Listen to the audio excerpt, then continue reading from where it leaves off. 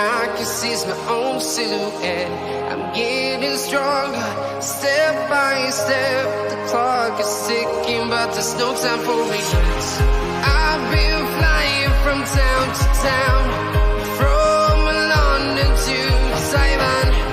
I've been all around the globe trying to protect your soul. We are heroes tonight. We will fly above the sky. We are heroes tonight. Yeah. We are heroes tonight. We will fly above the sky. We are heroes. Hello, everyone. I am so sorry about that. I was trying to use Melon again, and for some reason, can you just go? For some reason, that app just does not want to work. I don't know whether it's my computer or what's going on, but I'm done trying. Like, this is as cute as it's gonna get. I'm done trying. It might just be the mobile version because I heard everything you had to say. Everything over here obviously is working perfectly fine. Now, before we go on, guys, in the chat, does my voice sound balanced? Does it matches Tristan's volume? Because I don't want to be too high or too low. I mean, from what I can tell, you sound good, but let us know because sometimes I can mess with the settings a little bit. Well, it's because will sound fine to each other, but then I listen to the replay. I'm either too quiet or I'm either too loud. That's why. So I just want to. So just before we go on, seeing if anybody's willing to respond to that yet. Wait, didn't you last time we used Melon once before? I think a week or two ago. I went to the laptop. Aha. Yeah, I don't have that. I don't have that with me right now. Okay. Okay, it says it's way better than normal. Good. Okay, so this is balanced. We are ready to rock and roll. Hello, fellow basement dwellers, and welcome to the show. Yeah, that does make sense now. So we're gonna talk today about, I didn't know what to name it yesterday. I'm like, you know what? Political potluck kind of works for it whenever me and Joseph talk because it's like he brings his story, I bring a story. And this one I actually seen shortly after we discussed topics last week. And this is Gothix going full off her rocker. So we're gonna talk about that. And I didn't know that there was some like lore to this. So yesterday, Samuel Sierra in the live chat of the other stream had said, no, there's context behind this video. And actually Robert sent me the context this morning. And I want to talk about that because apparently it's some sort of human trafficking in order if queer people are now allowed, it sounds ridiculous to say, but allowed to adopt babies, right? And that comes from the quartering. And then also Shelby brought some videos did you get those videos in time, by the way? I did get the email you sent me yesterday, right? Correct. Yeah. So I watched two of them. Here's the thing: the Gothix video I did not watch because we're going to review that. I want my reaction to be. I want people to see my immediate reaction. I know what it's about. You already saw. I answered in the comments. Yeah. So, and the reason I answered is because the key question was in the thumbnail. So I feel like I've already addressed the key point to be made. But I did not watch the video because Again, you saw my answer. I didn't feel there was a need to watch it. I watched 6 minutes of it trying because I generally try to understand what people are thinking when they make like outlandish, kind of claims, especially saying, is it wrong for gay couples to adopt? So I watched 6 minutes. Maybe this is a religious thing. Nope, didn't bring up religion. Maybe it's something else. No, I couldn't understand. And I was like, 6 minutes is so long for me to listen to Gothix. I can't take it anymore. Which it is a religious thing for her. Well, yeah, I figured she just didn't want to mention it. Well, like I said, I didn't see the video. Maybe it is in there somewhere, but I know her. Guys who don't know, I actually do actively follow Gothix. I've been part of conversations for a while. I knew her before she was Christian, knew her since.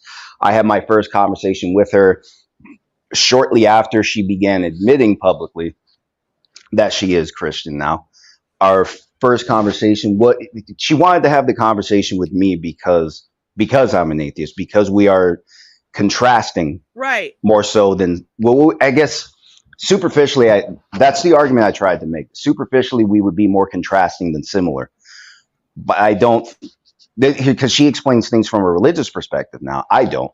I believe it's all natural explanations. My argument to her is that religion is man trying to explain himself, people trying to make sense of the human experience. Just because it's incomplete, it's not always convincing, and I don't think that means they're not trying. But then also, just like with politics, you have gospel truths, you have written dogmas, and what tends to happen, people look to what is in writing first, and then they try to make the world make sense from there. That's the wrong way to do it. You gotta look at life at how it actually unfolds. That's not what religion's been for a while. Well, no, and I think I will say that I found Gothix through her doing like this weird video about like what I've learned on YouTube. So I didn't know she was a more political pundit in that sphere.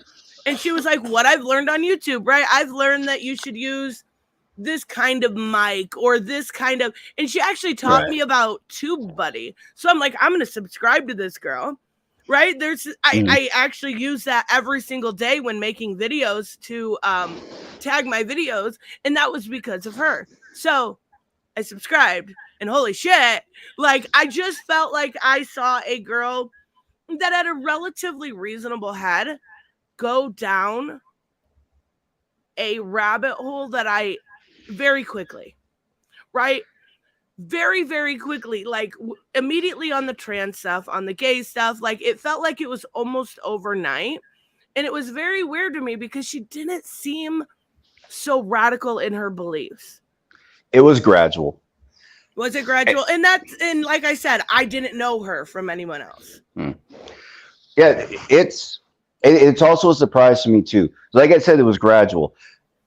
She does not subscribe to biological arguments for sexual orientation anymore. She used to, so ever since she converted, she's been disregarding that. Wait. Hold on. Explain that to me. She does not subscribe to biological arguments for sexual orientation. Right. So she does not believe that she is heterosexual by nature. She believes that she is heterosexual by choice since converted. Oh. See what I mean? So she doesn't believe in born this way. Right. She believes because by the dictates of her religion, free will is real, sin is real, and therefore there are good and bad decisions with free will but free will enables both. So she does not. So for homosexuals, she will not believe. I have actually tried that recently to bring that back up. She said she just doesn't want to listen to those arguments. So she just does not. So she doesn't want to listen at all, like to the other. I don't remember her exact words, but she says, I don't believe that. So it was something more like that. She says she believes it's all a choice. Okay. So there's some of the groundwork going in, so you can understand going into the video she made about. One of the video I sent you, and I put it on my community post. It's only 60 seconds long. It's a difference between an epistemic bubble and an echo chamber. So she's full in echo chamber, right? That's kind of what I'm getting from this.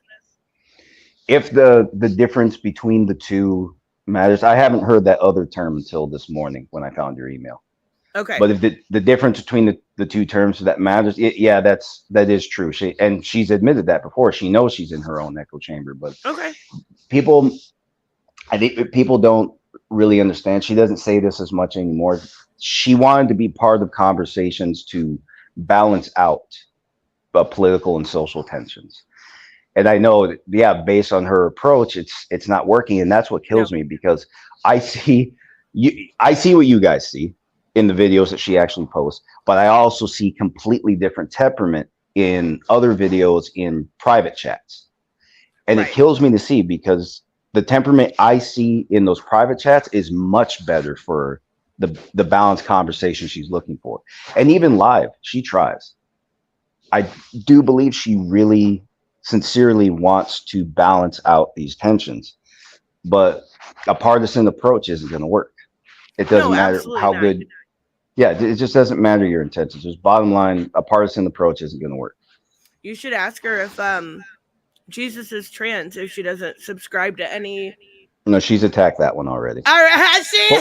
But where does that argument come from? I remember hearing that, but I never looked into it. Because if it was immaculate conception, then Jesus could only have XX chromosomes because they would only be inherited by the mother. There would be no way, there would be no sperm involved, there would be no Y chromosome. Oh, okay.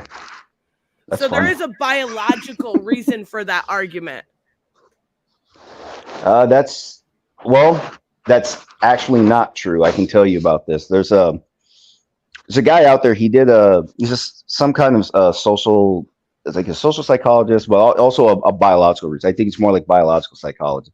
But anyway, his name is Paul Zach, if I remember correctly. Mm-hmm. And it's a very short TED talk he did a long time ago, and he commented on male-female differences. It's only about 8 minutes, I think, and he commented on male-female differences right down to chromosomes, and he talked about a very small area in Central America, like some parts are in Mexico, I believe he said, where they have sets of 3 chromosomes on occasion. Right, like intersex? Well, here's what happens. Because of these chromosomal changes, and it's only happening in these 2 very narrow areas, according to his talk. Mm-hmm. Because of the chromosomal differences, some will be born male and female, 100% to the naked eye look male or female respectively. And then when they hit puberty, they actually start changing into the other one. And I mean right down to the genitals, they start changing. What? Yeah, it's like something out of X-Men. I know. I've never seen it. I've never found videos on it before, other videos except for his. Sorry. So he's the only one commenting on it. I have never seen it, and that's fucking cool. If that's true, just from like a science fiction perspective, that's cool. So I know.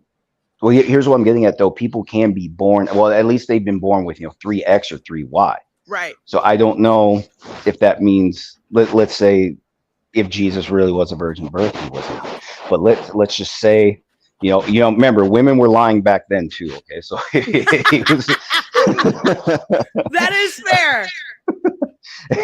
Wait, let's just assume that let's say the chromosomal argument. Let's just try to use the chromosomal argument a little bit.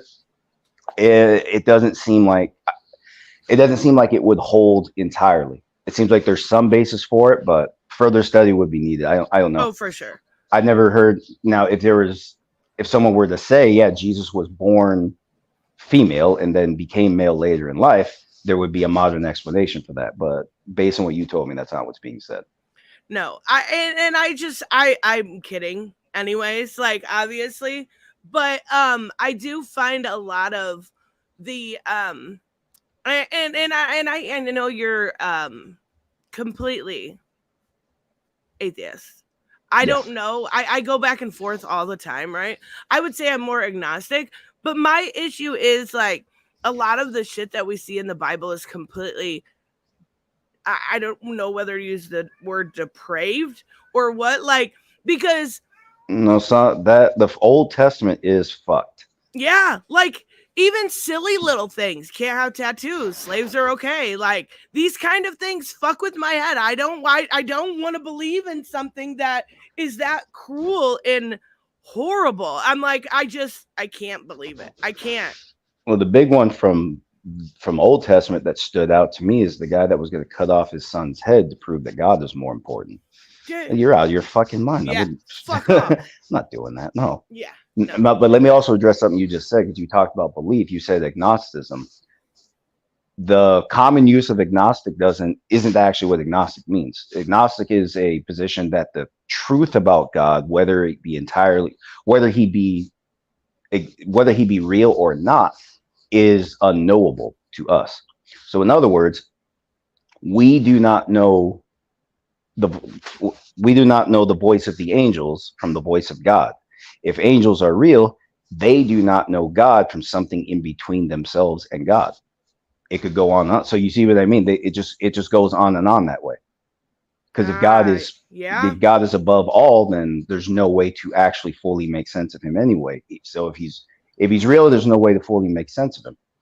Okay. And if he's Yeah. not And real, well, we I can't compare and contrast, so we can't say he isn't real.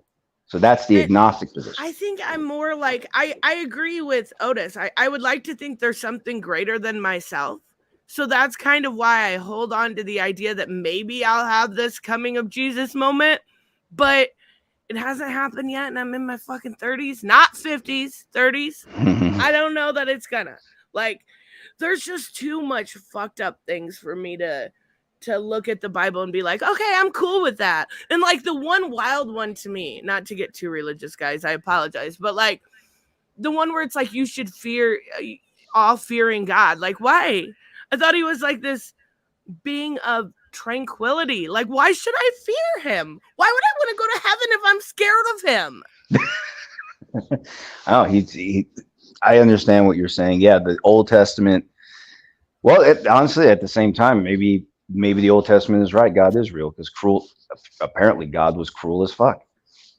Yeah, I'm good on that then. I'm good on, like, I'm about to like become a monk, believe in some Buddha shit, like some peaceful shit. So No, you're gonna I'm shave your good on head? that. No, absolutely not. I wear a bald cap. That'd be funny. No, it would not be funny. Not even in the slightest. I'll be laughing. That's what matters. No, no, it's not. Oh my goodness. Would you I show us? apologize. I would show us. Like I would not be able, I would not be able to rock it, so I would absolutely use it as like a making fun of myself moment. All right, I want to fight back our good friend Figure Drawing saying that atheism is boring. How are you bored with the observations made so far of the known universe? The fact that there is a galaxy made entirely of alcohol out there and you think that's boring. I don't know. I could go on, but let's get back to no, there's nothing boring about it. You see the recent stuff from the pictures from CERN and everything else. Like, these are teeny little tiny fragments we're seeing, like the God particle, and nothing about this is boring to me. I find it amazing, but at the same time, I don't understand it. So I'm like, ooh, pretty shiny lights. Yeah, and you think that's boring? I think you're boring. No, it's not. It's cool. And I also like, I've said this before. I love these weird, wild conspiracy theories. And there was one the other day where it was like, CERN is Lucifer himself, and the God particle means this. And I'm like, what? Like, okay, I kind of dig it. I want to write a comic book about it. Like, it sounds like an interesting story. It never is, but it sounds like it. I could make something funny out of it. And let me provide further combat before we get to that. Because he says atheism smacks of being narrow-minded. Here's the thing. Remember growing up, the right thing to be was open-minded, right? You remember that? Always be open-minded. And I've learned ever since, being open-minded sucks. Because people ask me if I'm an open-minded person today, I will say, no, I'm a learning person. There's a difference. An open mind will readily take in any statements just under the assumption that anything is possible, consider it all real without separating fact and fiction. A learning mind will actually separate fact and fiction. In other words, you can keep all the stuff about flying craft and pyramids on Mars. You can have all that. All the stuff attributed to aliens, you can have all of that. I just want to see the alien. I have no shame. I've seen a lot of very convincing videos. I've seen some ugly people that make you wonder. Oh my God. So you don't believe in aliens either? I believe things I see. I have not seen God. That's why I do not believe.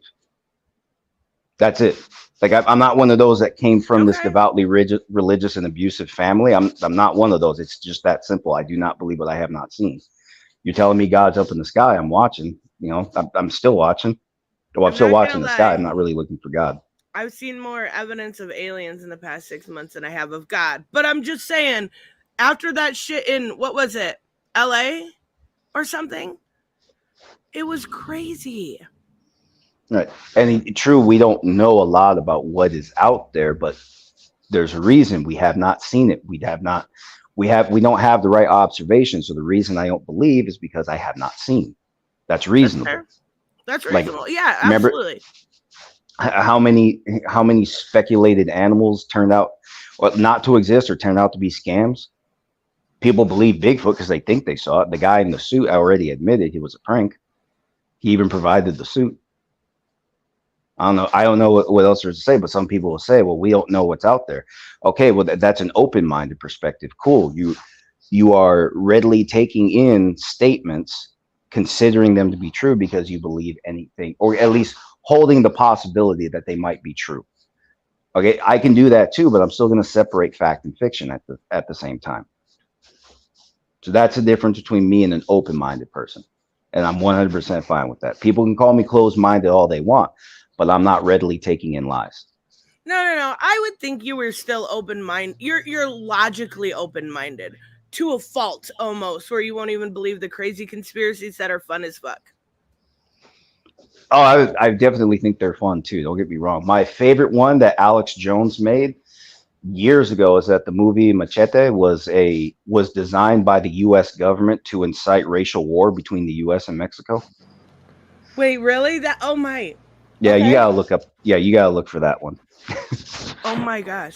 I've never seen the movie, to be fair, so I don't know, but It ain't okay, that serious, but it's Gothix. funny. All That right, is let's funny, jam. though. And I get it. People are going to be Wait, it's not. I gotta unmute it. I forgot I had it muted. very I can hear it. annoyed that I'm bringing, and I get it. People are going to be very annoyed that I'm bringing this up. But I mean, if you've watched any of my videos, you know that I love. Oh wait, hold on. I'm going out of order here. I gotta show you, I guess, the context behind this. And this, I don't know how this is the context behind it, but this is what I was told. It was the context behind it, right? How this kind of started the conversation. And that is, I guess it's more on social media, which is.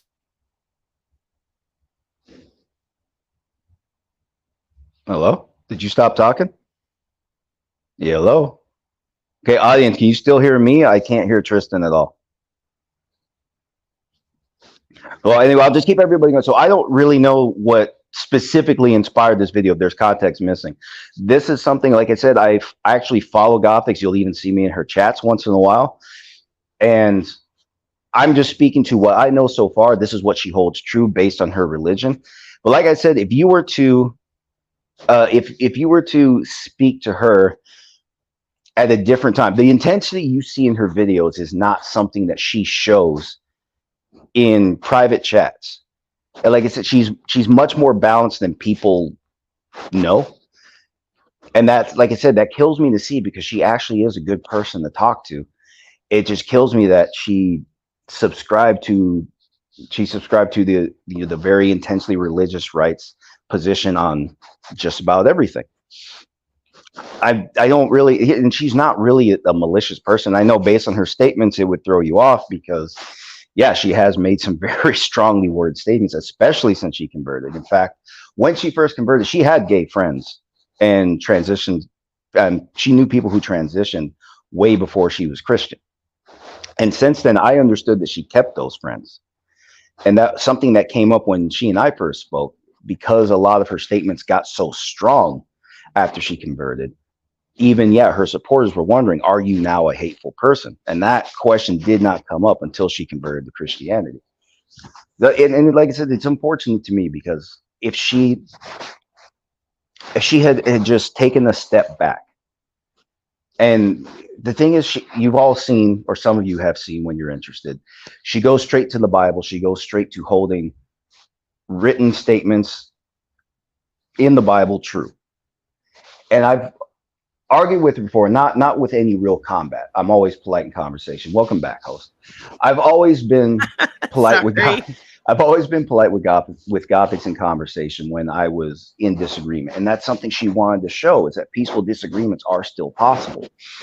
I know, and again, I know sometimes the tone in her video fools you, but believe me, I wish people could see what I see because she presents herself much better in other conversations. I think she does come off very nails on chalkboard, like in her videos. I did see her do a live stream with Anime once, and I thought she presented herself nicer, but I do think she comes off very much so as like, this is the be all end all of the conversation, because Yes. she's been very much so shitty to me, which is fine. I was probably shitty first. Let's be real. I probably deserved it. But like, if she's treating me that way, I'm just saying, like, it's probably not the only one. Let me comment on something. We have a new guy in the chat. Welcome, Greg or Craig. So he says, you can believe what you want about gay people, but when you start shouting gay people are evil, you're hurting people. First off, no, you're not. No, you're not. Now, she says the same thing about me because I'm an atheist. She even made a video about atheism a while back that was also very strongly worded. It was sharply disagreeable, even to religious followers of her. Most of her followers liked. But Right. there are a lot of comments from believers that well, at least they didn't subscribe to the tone. And she even opened up the video by saying the atheist isn't the problem. She was talking about atheism and what it could lead to, because remember, from her position, she believes you cannot understand morality. Words are violence. No, but at least I haven't heard her say it like that. I don't think so. But she believes you cannot understand morality if you do not let God into your life. Well, then that's in a way saying words are violence. If you can't understand morality without the word of God, that's kind of fuckered up.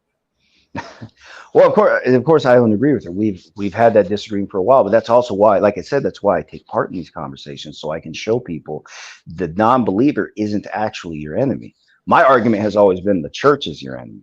The church, and anybody who's taken the time to actually read about the depth of church and tyranny would know churches take advantage of believers all the time.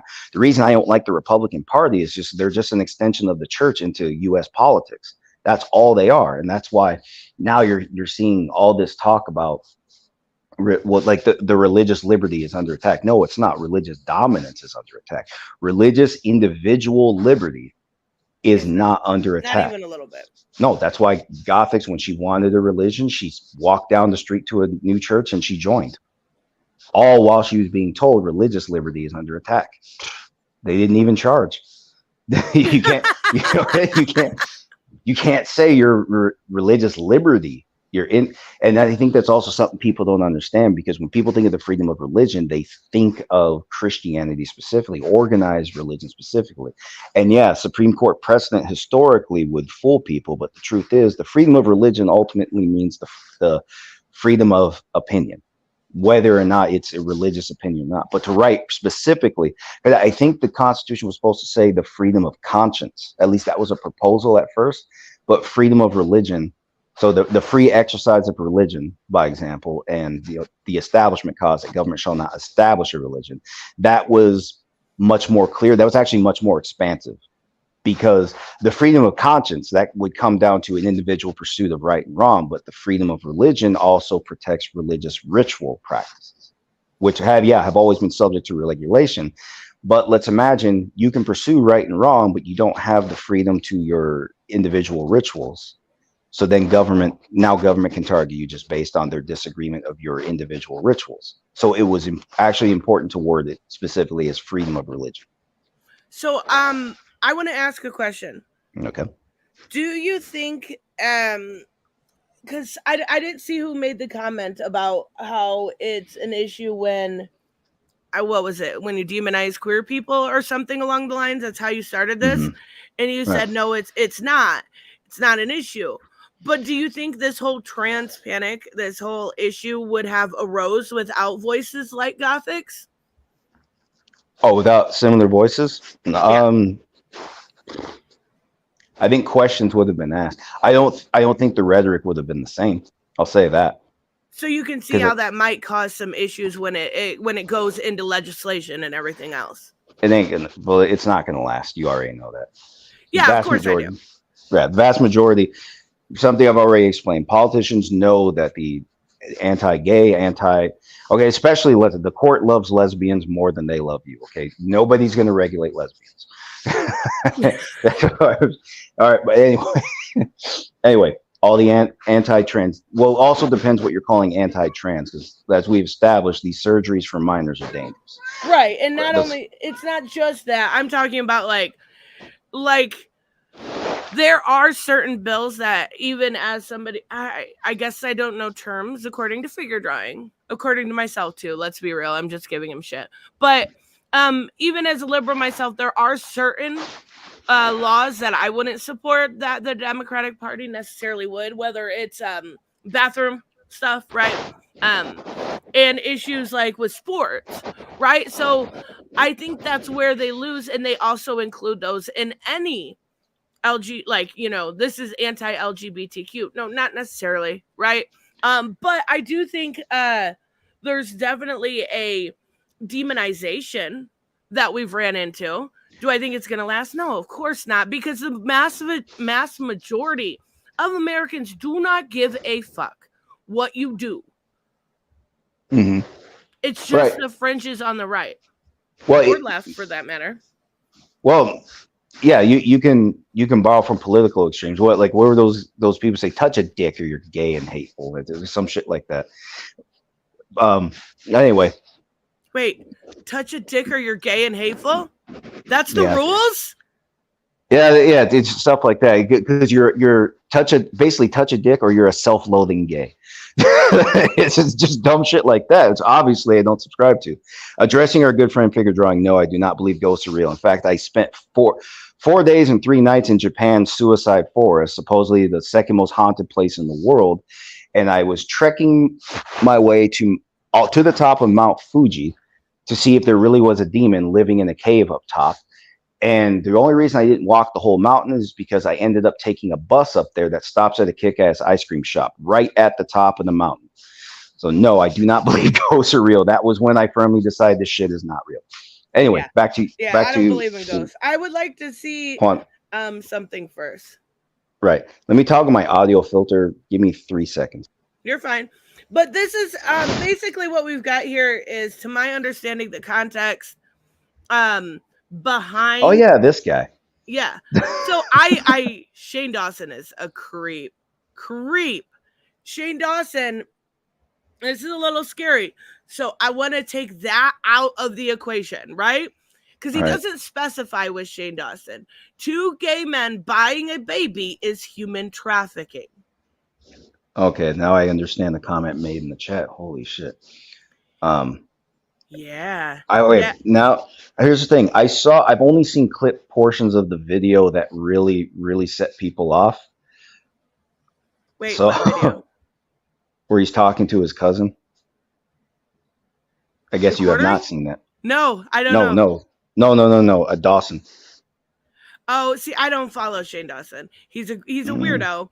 I used to like him 10 years ago, but ever since he talked about doing naughty things with his cat.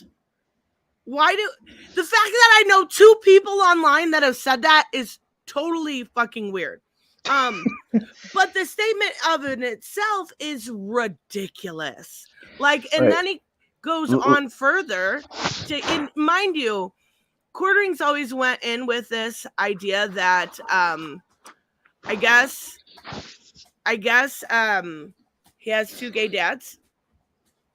If he has 2 dads, at least one of them, they should both be gay. Oh yeah. He has 2 dads. Why did I say he has 2 gay dads?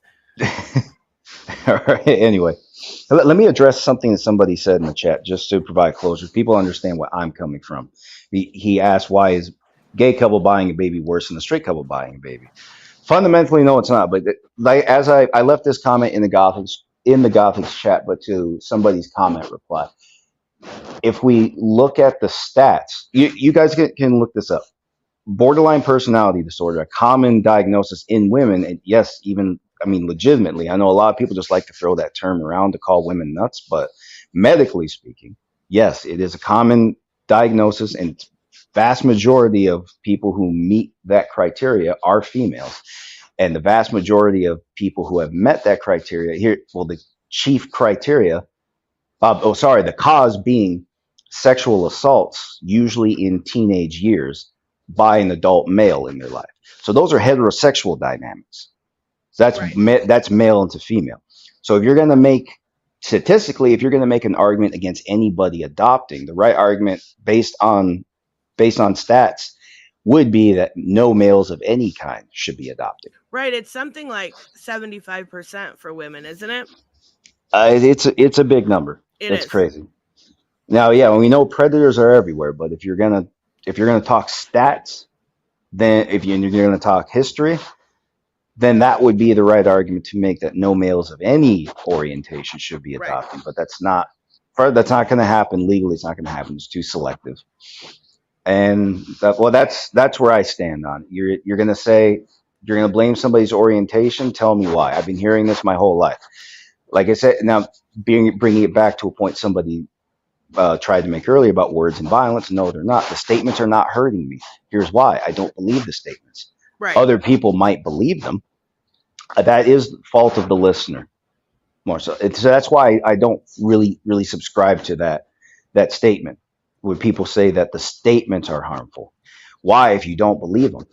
The problem isn't that the statements are harmful. The problem is that the listener takes them in. So that's why we need better listeners. This is why I said I'm not an open-minded person. I'm a learning person. Separate fact and error. You're going to say, all right, same thing. Religion has said, religion's monotheist religion specifically. They say that homosexuals are a threat to human well-being. And remember, when you and I were growing up, Tristan, because we are about the same age, in the 90s, what did we hear? That gays were crazy, that gays were disease. That's basically all we knew. So then growing up, I hear that stuff and I think, oh shit, very they're crazy. young, but it did shift in the 2000s, I would say. Well, right, because more people start opening up, because I actually don't know what catalyzed that. I would say for me, it was the Matthew Shepard story. I remember seeing that story and it changed my view 100% completely. And plus my mom, for as psycho as she was always super accepting of anybody. So that did rub off on me. But like, the idea that somebody could kill Matthew Shepard for simply being queer, to me, was mind-boggling. Right. It's the same thing to me. Now, like I said, growing up, I had always heard, again, gays are disease, gays are, something's wrong with them. So then we, the kids at school, were always looking out, which one's the gay? Or, they're like, you play tag at recess. See, it wasn't that. I don't know if it was the area that I grew up in, or the fact that I liked, like, a lot of the celebrities that I liked at the time were like Madonna, who's openly supported the queer community and stuff. I also graduated with 66 people, and my two best friends were gay. So like, we didn't have that quite level of it, but you're from a bigger city. Like, you have more than fucking corn and beans to look out the window at. Right. And we have a lot of corn and beans because I'm in a Mexican neighborhood. To the point somebody made, Trump talking down on Muslims and Mexicans. First off, I live amongst Mexicans that generally are not threatened by Trump's statements. Because there's a difference between those that live here and those that immigrate. And even some of the ones that immigrate didn't care what Trump had to say, because fuck it, I'm already here. You got to catch me. So that's what I'm talking about when I say the statements are not inherently harmful. It's the way people receive them, and they don't actually have to receive them. Unless there are some statements that are definitely threatening, but not all disagreements are a threat. And that's a big problem in all social circles. Every minor disagreement is framed as some kind of threat, and that is what's killing the conscience of the average American right now. They always feel like they're under attack because, yes, they're told they should feel like they're under attack. Because I would not give Quartering that much. I wouldn't give him that much credit, because as of right now, he's defending Nick Fuentes, and him calling for, well, you can probably guess it's Nick Fuentes. And I don't want to say, because we're on YouTube. So, I mean, he's calling it a free speech issue when it's clearly invoking violence. But I wouldn't give the core, like, I could say that for your average person, right? Me saying I want to be called don't want to be called a birthing person. That's just me, right? But if it's the fucking quartering saying shit, I'm not gonna give him a whole lot of credit, especially after the things that he does, and like literally telling people to hide their child porn. Yeah, you don't get any credit from me anymore. Right. That's everything going on. I mean, that's the worst of it. Oh Christ. All right, as far as statements causing violence, that whole thing. But that's the thing. If you're going to blame Nick, and yes, it's true that because of the social climate overall that we are in, it is suspicious because you say things. We know people are listening for statements like this. We know that people are looking to be emboldened by aggressive statements. Well, here's the thing: if you want to prosecute Nick, you got to prove he did it because he knows. And basically what's going on, people are assuming because he's just of a different background, of different belief, that he is knowingly inciting people he's knowingly inciting violent people. That's just the assumption. Wait. Are you talking about Nick or the quartering? I was talking about Nick specifically, just by example. I don't follow the quartering. I don't know what he says. I've seen the things that Nick Fuentes has said. So I mean, he's literally called for the death of people. So I mean, I don't have a whole lot of sympathy for him. Right. Well, let's think if you were like I said, I'm an atheist, right? So if I say I don't believe, there are going to be. Here's the thing: if I'm an atheist, I say it publicly. So that means some people are going to, let's say they come after me because I'm an atheist.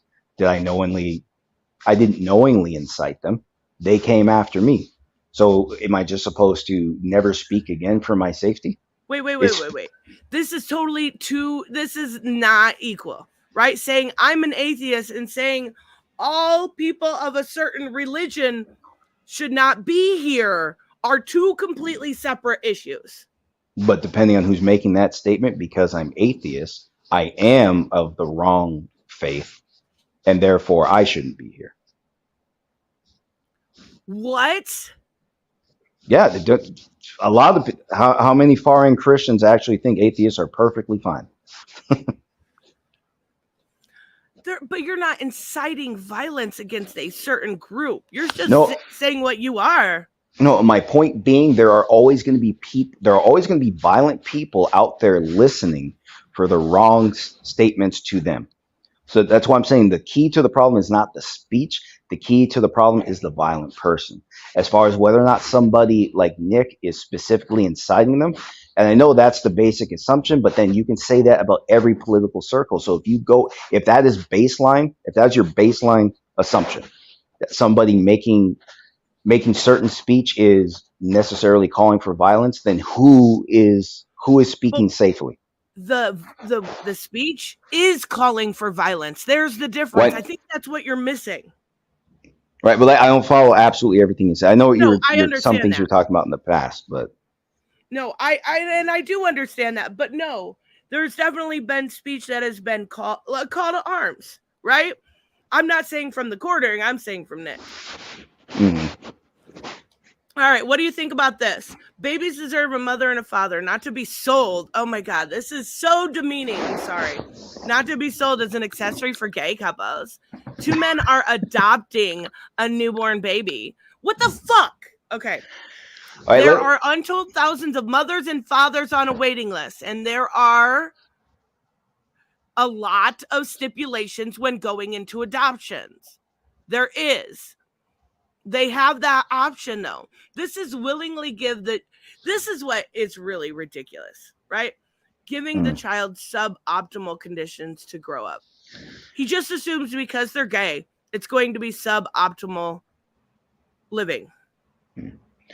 All right, well, let's try and talk scientifically, because I know that has come up in social research a lot, where kids have males and females together to look up to. I actually don't know a lot about that research.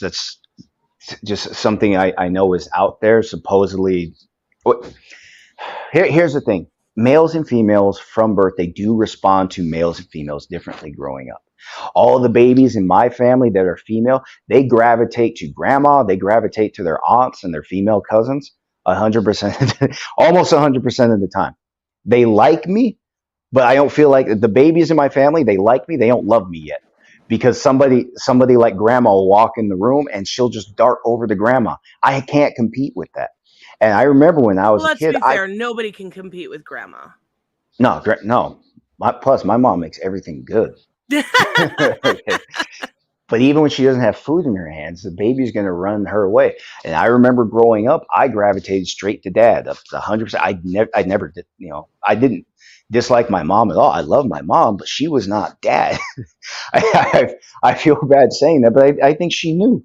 She's got to know now. Look, all the grandkids, they've all been female so far, and they gravitate straight to mom. So there's a basis for the argument. I see that. To say that it would be better, there's a difference between saying it is better to have mom and dad or some kind of figure like that, and saying that a homosexual couple with male or female is necessarily bad. There's a difference in saying 40 to 50% of marriages end in divorce. So are we saying that anybody that could possibly ever get divorced can't have children ever because it could be suboptimal? That holds too. Shit, I had two Catholic divorces in my household alone. My parents and then my brother got his divorce. So yeah, divorce is a real and frequent thing. Yeah. So if you're gonna make that argument, you gotta basically you gotta put in the work and tell us why heterosexual couples, that is the only way it makes sense. And so far, I'm not seeing it. Okay, and plus, I've known people have grown up. Never mind fucking heterosexual couples or homosexual couples. You're talking about couples. Lots of people just have single parents to raise them, no matter what. Right. And he can't. Mom or dad, whatever you have, they can't just go adopt a spouse and now raise better kids. It doesn't work like that. Adopt a spouse. It's a new thing, guys. So you see what I mean? So, like I said, fundamentally, this argument doesn't make sense to me. I've never believed that a conscience has anything to do with your orientation. Now, if you're going to tell me that someone's orientation has something to do with the likelihood they would be a more aggressive person, all right, fine. Let's have that conversation. But insofar, from what I have seen, it has been heterosexual dynamics at play. Yes, you can find predators everywhere of all sexes, of all sexual orientations. But if we look at the math, these are male-female dynamics where the male is the aggressor, the female is the victim. And if this is about the welfare, the life and well-being of the child, then bring everything into the conversation.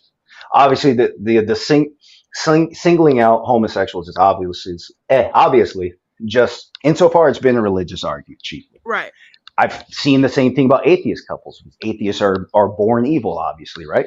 Right. Of course they are. Duh. Right. So but that's also why I say the statements alone aren't harmful. Just don't believe them. I don't care if people they think something's wrong because I'm atheist and then they get to know me. That's also why I think the temperaments in these conversations are really the problem. It's not so much in the dehumanizing of somebody that might be a politically opposite of you or orientationally opposite of you. It's saying those, and I just closed out of it, but saying that there be suboptimal because maybe you think that they're an accessory. Come on, how many women have we seen that have dressed like, look at toddlers and tiaras? Those little girls are accessories to their mothers. No, that's true. And that now you understand. I hope you're more understanding today than you were before why I don't subscribe to parental rights, because look what parents do. Yeah. Look at how I totally get it. And as much as I do believe that parents, they're ultimately the majority of parents want to make the right choices, right? You wouldn't be a parent otherwise. But there are some really bad parents out there. Right. Like we've seen them. Not only do they hurt their children, or they put them in situations where they could be hurt. Like, Right. would they allow, like, you every once in a while you'll see the dumbest, like, this went viral on TikTok because this mom let a 3-year-old smoke off her joint. What the fuck is wrong with you? And see what I mean? And why? Because weed is just a plant, right? That's what people think, and that's what. I mean, it is, but not for a 3-year-old. No, not for a 17-year-old. Really, that's been shown. Now we could argue. No, we could argue. That has been shown for years. Cognitive I'm deficits. Just kidding. I was just a bad kid. Okay. I was just a really bad kid. Okay. Well. Anyway, we sidestepped the key conversation here. So you're saying, so like people are saying, there's the child will be at a disadvantage. So you've probably read about this more than I have. So can you take a minute and give me the depth of it? What the depth of these statements, and then we'll go on to the video. The depth of what the quartering had to say. Well, like people saying that. Just people commenting how the homosexual. Okay. A lot of people will point to them being it's subscribed to the notion that I've brought up before, the trans panic stuff, the queer panic stuff, right? Subscribe to the idea that they are groomers or predators, and it's very, very dare I say, like, feeble-minded individuals that can't differentiate between one bad seed and an entire group, right? There was one situation, and I don't remember, but there was a queer couple that adopted a little boy and abused him. And then they're like, hey, see, told ya. Like, that's that think about the child. Don't use this as a gotcha, for one. And then also in the same aspect, think about the reality of the situation.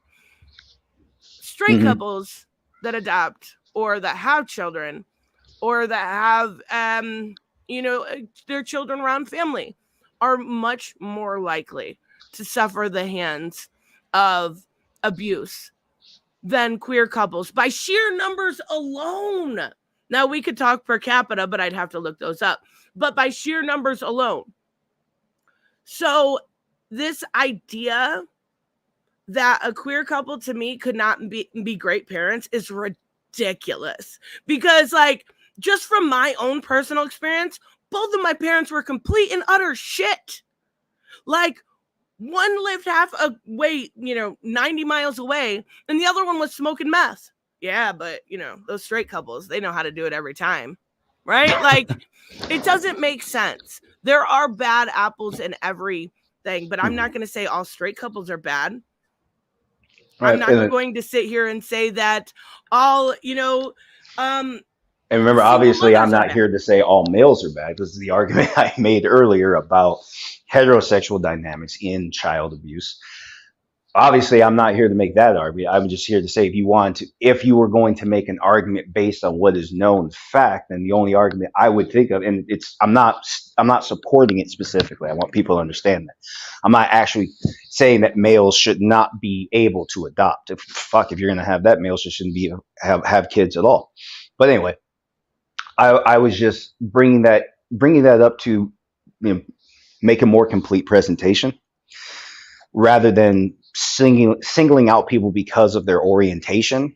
We need to ask ourselves what makes an adult target a minor, whatever their orientation. Now, people are going to say it's more likely to come from homosexuals. And here's the thing. I can see the one argument that comes to mind. Suppose the couples are predators. Something, okay, well, the argument might be that they're going to adopt a male specifically because they want to target the kid that they're adopting. But like I said, you look at the stats of borderline personality disorder, the vast majority of people that suffer from this condition, when it's real, they are female. And the vast majority of the time, it's caused by a male attacker, an adult that attacks and it's usually a sexual assault. There are other There are other ways this could go about, but it's usually a sexual assault taking place in teenage years. It's fucking crazy. So obviously, I don't support the argument that homosexuality or heterosexuality specifically makes anything better or worse. The only thing, and I agree lightly, it does seem that just because it does seem that kids gravitate to someone more like them. Yeah, it would seem to lend itself. No, It seems to make sense. I agree. I mean, to a point, like that's generally what you see. It does happen a lot, of course it does, but that doesn't mean that a dad can't help a daughter get through her first period. That doesn't take away from that ability. Yes, they may gravitate, but to be fair, I gravitated towards neither, like, because I knew who they were, you know what I mean? Like, but I also want to address this because Shelby's being hyperbolic again. Wait. So if a gay couple, it shouldn't be a gotcha, I think is what it means. But if it's straight, well, hold on, your audio cut out. Your audio. Hold on, but yeah, I'm still here. Your audio skipped. Okay, yeah, start over. I can't find that comment, so I can't. Okay, I found it. So if a gay couple, it should be if a gay couple should be a gotcha, but if it's a straight couple, it's okay to be a gotcha. I think he meant it shouldn't be a gotcha. I think it was a typo. Neither one of those situations help the conversation moving forward. Absolutes do not help. All right. Well, before we move on, before we answer that Shelby, can you repost that question just to make sure we got you correct? To answer my arch nemesis figure drawing, I was 22. Anyway, so back to the key conversation we're trying to have here about gay scenes. I went to Japan Suicide Force and all I got was this lousy t-shirt. Yeah, I was looking for that. There's an ice cream shop. There's a gift shop also up there. I was looking for that shirt. I'm not joking. That's so funny. Look, the train stops at the base of the mountain, and you can take a bus from the train station to the top of the mountain. I didn't find that out until day 4. I just went straight to the forest and looked for a place to camp. So if I had known that, I would have saved myself, 3 to 4 days, and I could have been doing something else. But anyway. Oh my God.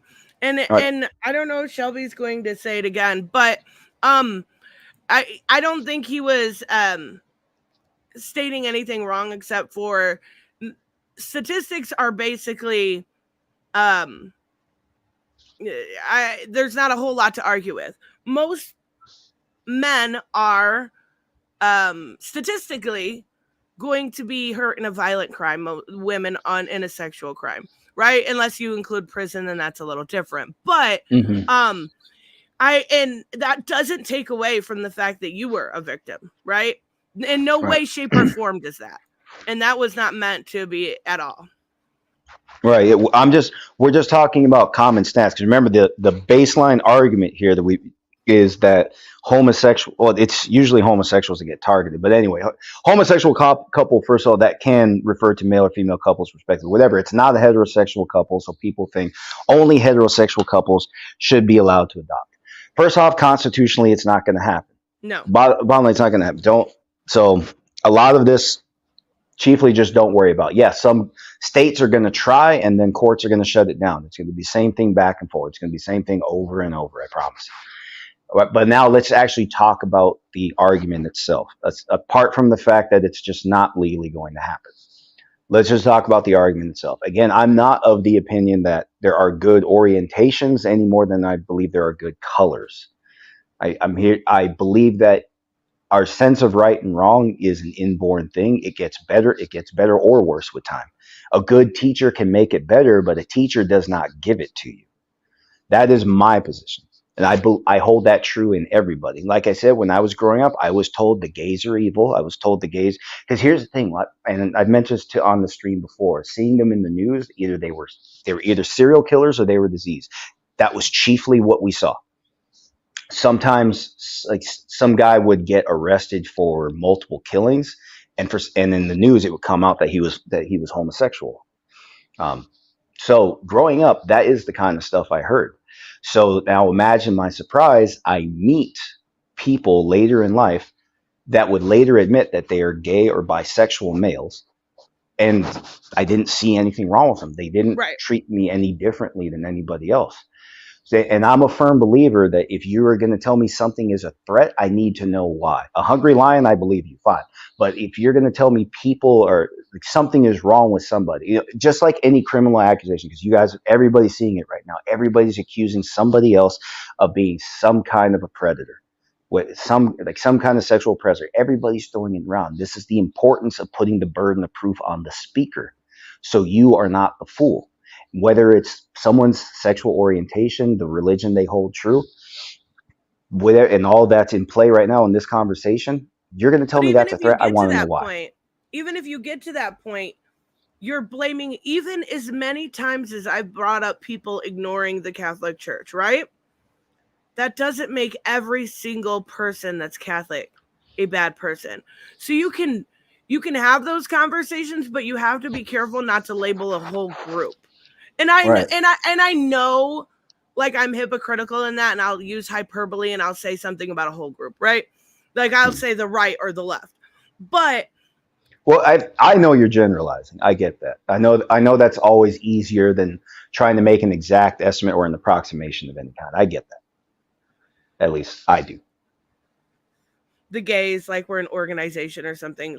But see, and look what Black Phoenix says, like we're an organization. But He's this just is why. generalizing. No. But you see, the reason that keeps coming up is because people organize each other by communities. The gay community, the queer community. See, I was going to say, to be fair, they do. It is a lot of the times, even in the way I speak, I say the queer community. Yeah, and I know what you mean to say, but at the same time, the words are carrying some weight in misleading people. Because when you say community, if people really, because unfortunately people do stereotype until they challenge themselves. Yeah, until they actually challenge themselves to separate fact and fiction. A lot of times they don't, obviously. And when everybody today is being reduced to a community, and you can see problems aren't actually getting solved, we're seeing new problems because now communities get blamed as a whole.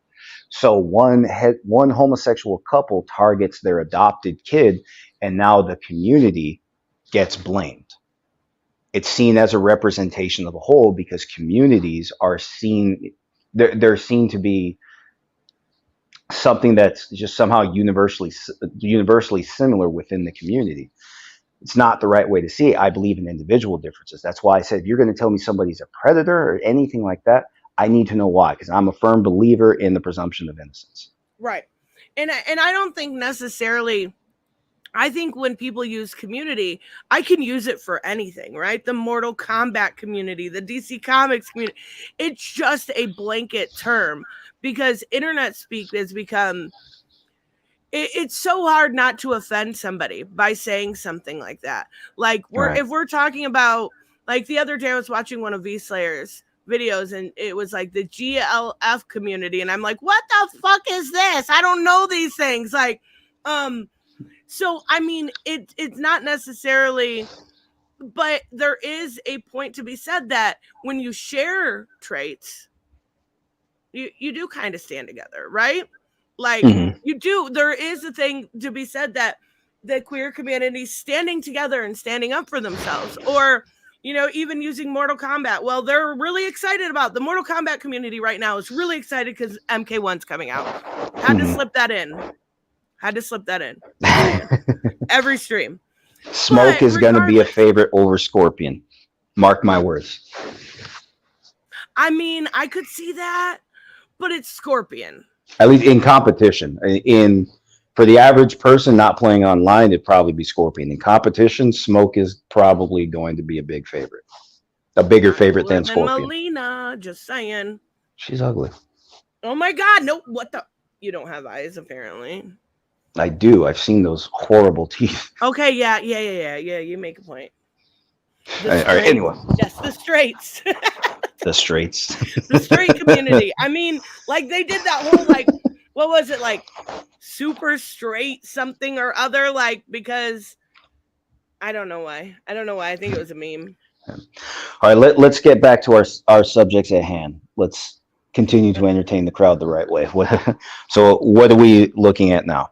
We're looking at Gothix video. All right, let's jam.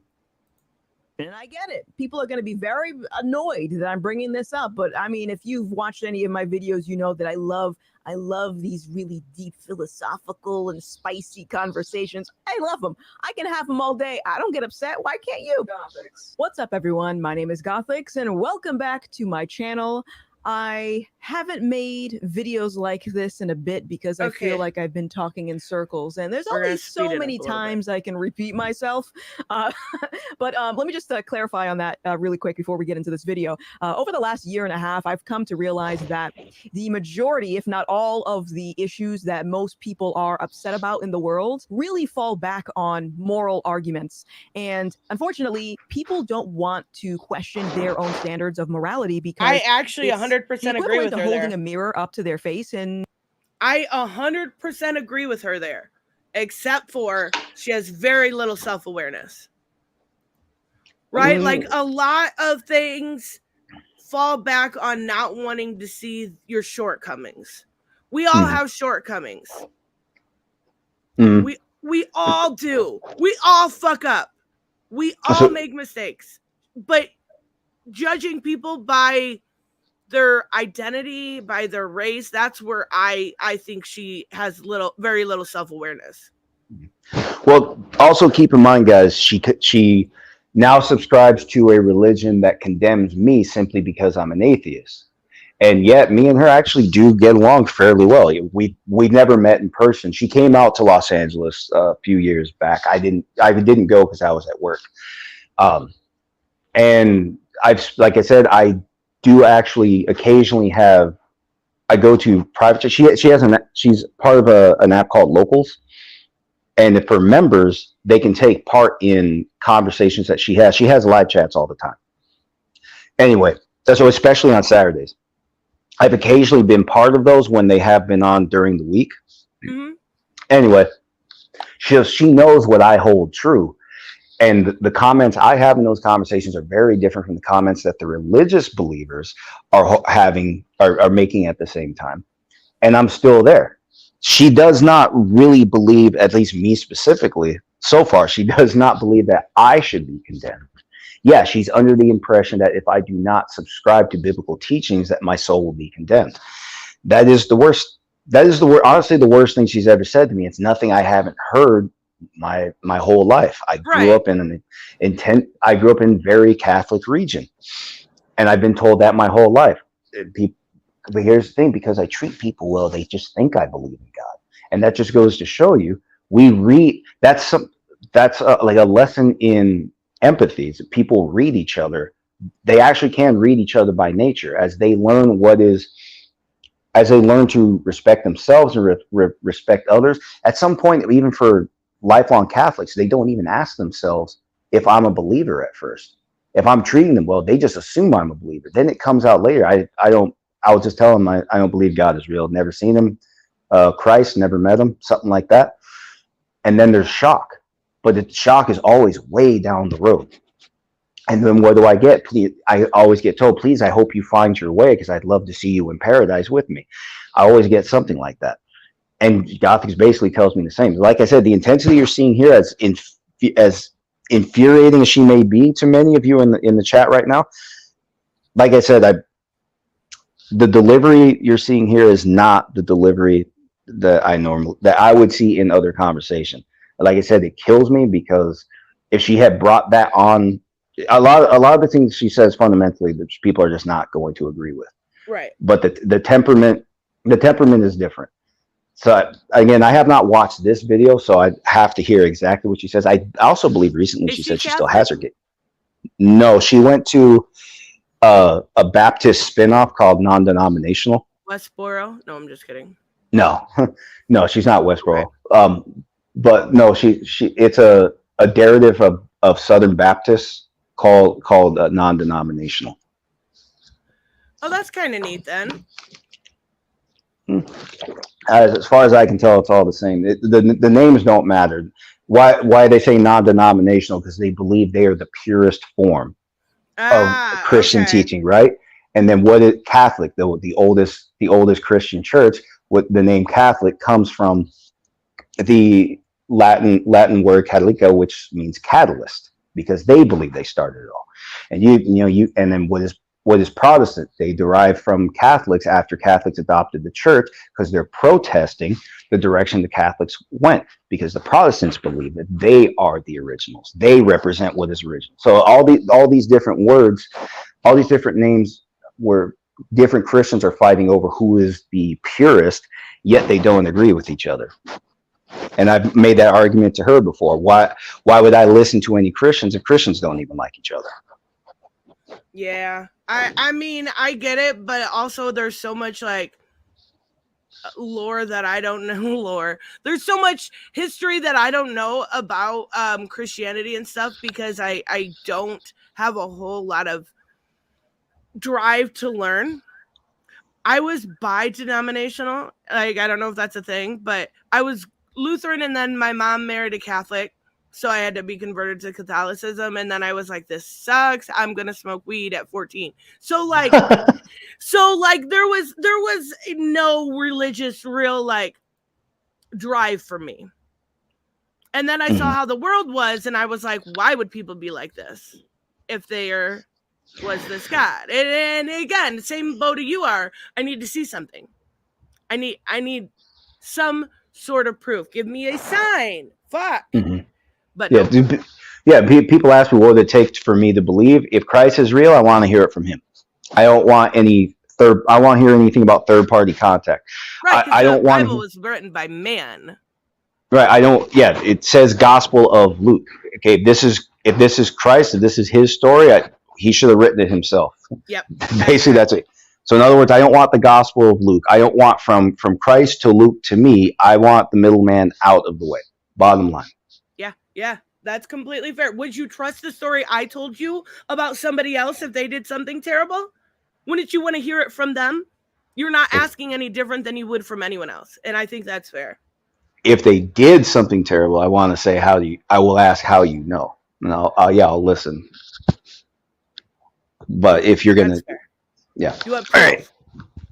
And people don't like this feeling that maybe the things Her that setup I is have awesome, believed to be Yes. right and true are actually wrong. And I get that. I understand. So for me, I tend to just pick and choose what topics I really, really feel compelled to talk about. And this was one of them. So we're going to get into this. I'm sure most people came across this video last week. I mean, I definitely did. I saw it reshared thousands of times, and people are very upset. So I'm going to play it very quickly. I think there's some corny background music, so I'm just going to have it muted. But what you can see here is a newborn baby being handed over to the baby's new parents. And as you can imagine, people are losing their minds over this. So I don't need to go through the comment section to show you what the dialogue is, but let me just give you a brief synopsis of what the comments look like. On one half of the argument, you hear people saying that this is wrong, that a child should be raised by two parents, a mother and a father. To be fair, I thought that was Matt Walsh at first. And that this baby is going to have a difficult upbringing. All right. Fair enough. Now we have the other half of the argument where people are saying there's nothing wrong with a gay couple adopting a child. And even in some cases of when it deals with surrogacy, this in particular isn't surrogacy. I believe the mother just didn't want the baby and just wanted to give it up for adoption. But in situations of surrogacy, the same people that support a gay couple renting out a woman's womb are the same people who seem to be okay with a baby being handed over to a gay couple. Okay. And they see nothing wrong with it. And from their perspective, they think that it's better than the child withering away in foster care. Now, to be fair. Okay, I want to pause it right here because I want your opinion on that. Like, I don't see anything personally. There's no issue here, right? With me, this is an issue of adoption. It looks like they were with the maybe the mother, throughout the pregnancy, it seems, maybe because this baby is just brand new. So, or is this a safe? Aren't just about all hospitals safe sites where if you have 48 hours? Yeah, that was my assumption at first. So this is a safe site. So that would mean that neither mom or dad wanted the baby. So these two here said, "I'll do it." So in that case, why would people in the right mind look at a child and say, no, instead of going to two loving parents, you should go to some sort of orphanage? I don't know. I don't know. That, like I said, it doesn't make sense to me. Somebody's got to take care of them. I mean, now let's look here. So they're talking down on, well, the chat. She generalized, suggested. Obviously, the comments were not welcoming of this because it's a gay couple. Sometimes kids only have the males in their family anyway. They have dad and uncle. No, they're not gay. It depends what part of the South you're from, but no, they're probably not gay. But those are the ones that have to raise the kid. That's still two males. The foundation of the argument being it's got to be one male, one female in order for the child to have the best upbringing. Truth be told, I'll say maybe. I don't know how to fight that personally because I had mom and dad growing up. I don't know personally from the inside. I don't know how to fight that. But Bianca brings up a good point, though, too. Constantly talking about same-sex parents. What if only one parent was LGBT? Or what if one was a trans male, married to a female? Oh, then that doesn't count to them too. Remember, all these arguments are coming from a religious perspective. So people remember God made man and woman. It's supposed to be that way. That's the position they subscribe to. Bottom line, when people commit to that, you're probably not gonna. It's gonna take a hell of a lot of work if it matters at all. If you were gonna convince somebody otherwise, I think once they've really made up their mind, you're really not going to change them on that. But for the rest of us on the outside looking in, trying to make sense of the statements being made, again, this is why I'm not an open-minded person. I'm a learning person. So we listen as she speaks. We try to learn as we go. And we're not that far into the video. We're just getting to the point where she says people exploded because it's a gay couple taking a baby.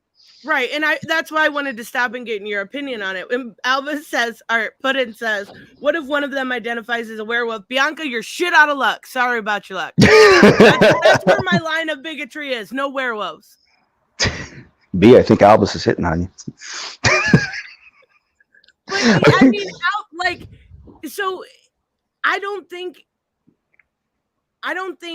if we're not talking about trans people, if only one of them was LGBT, that would be somebody that was bi and that was in a relationship with the opposite sex. So I'm not sure if that's what you meant, Bianca, or if you meant if one of the parents was trans. And I mean that has that happened yet? Has it? Yeah. Wait, you think all trans people don't have kids?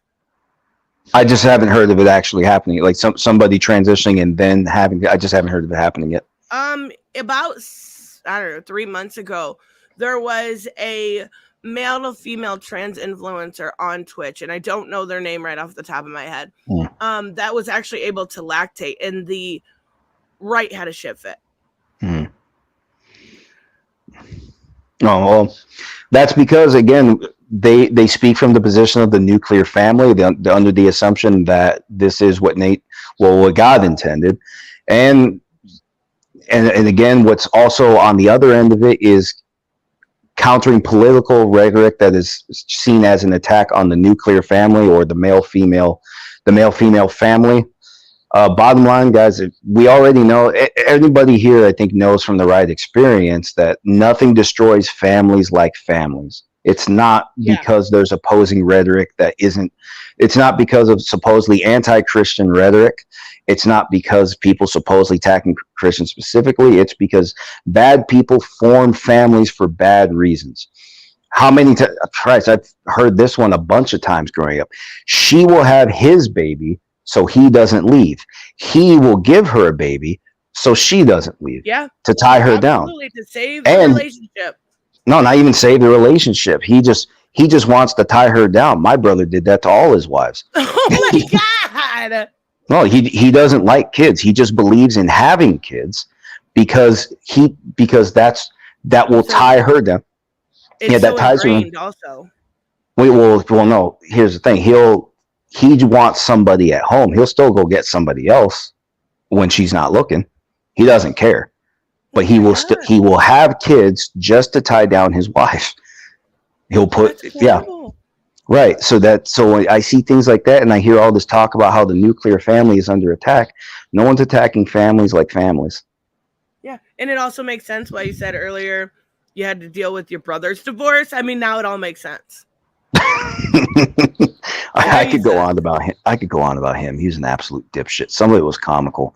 That's so bad. Just because a child is adopted into a household with a heterosexual couple doesn't necessarily mean there's never going to be any problems. There have been many documented cases of children being placed in very abusive situations. So yes, that does happen, but there have been many situations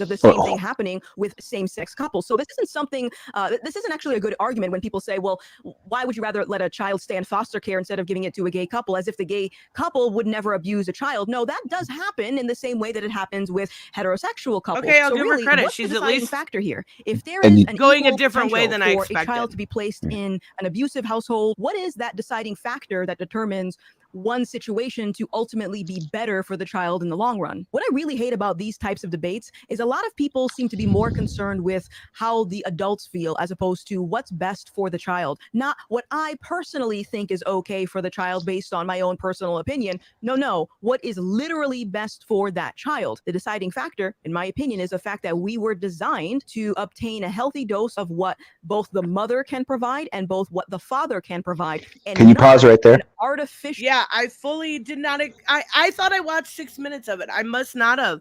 I fully expected her to go a different way. And I want to say something for people. Like I said, I'm a longtime follower of hers. She basically made those exact statements before she converted. So this actually is more of a person. This isn't new at all. No, okay. This is an argument she made way before she converted. I think because she was meeting. So this was after the time she had just recovered from her cancellation. She had just got her channel just boosted. She just got, I think she had something like 8,000 followers on YouTube when I met her. Now she has close to 500,000. So this is when she was closer to 250,000 about the time she made these arguments.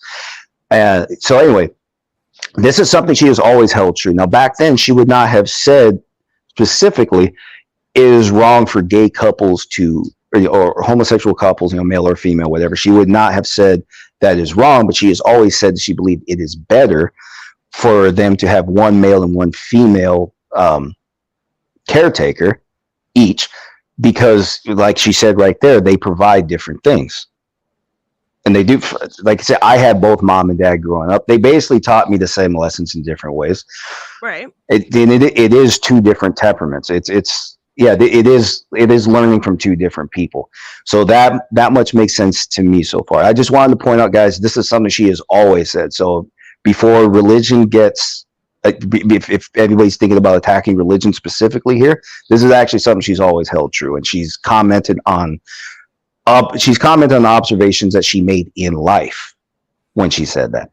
And I can understand, and I do think that it takes me by a little bit of surprise. This is where she went with it, but I think that's really good, because that's, I think, a real conversation that could be had as compared to God thinks you're going to burn, right? It's a much better conversation to have.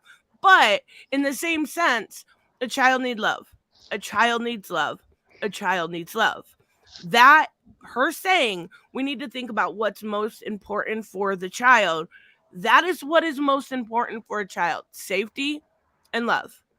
Having two male parents, two female parents, is that going to change that dynamic in a normal situation? Probably not.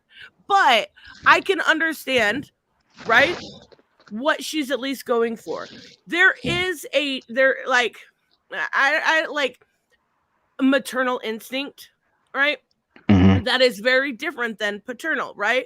And going very like gender stereotypical here, a man is going to teach, the more hard-hitting lessons with, I say hard-hitting because throwing a football is hard to me. Like, that's just, but that, like, that's the difference.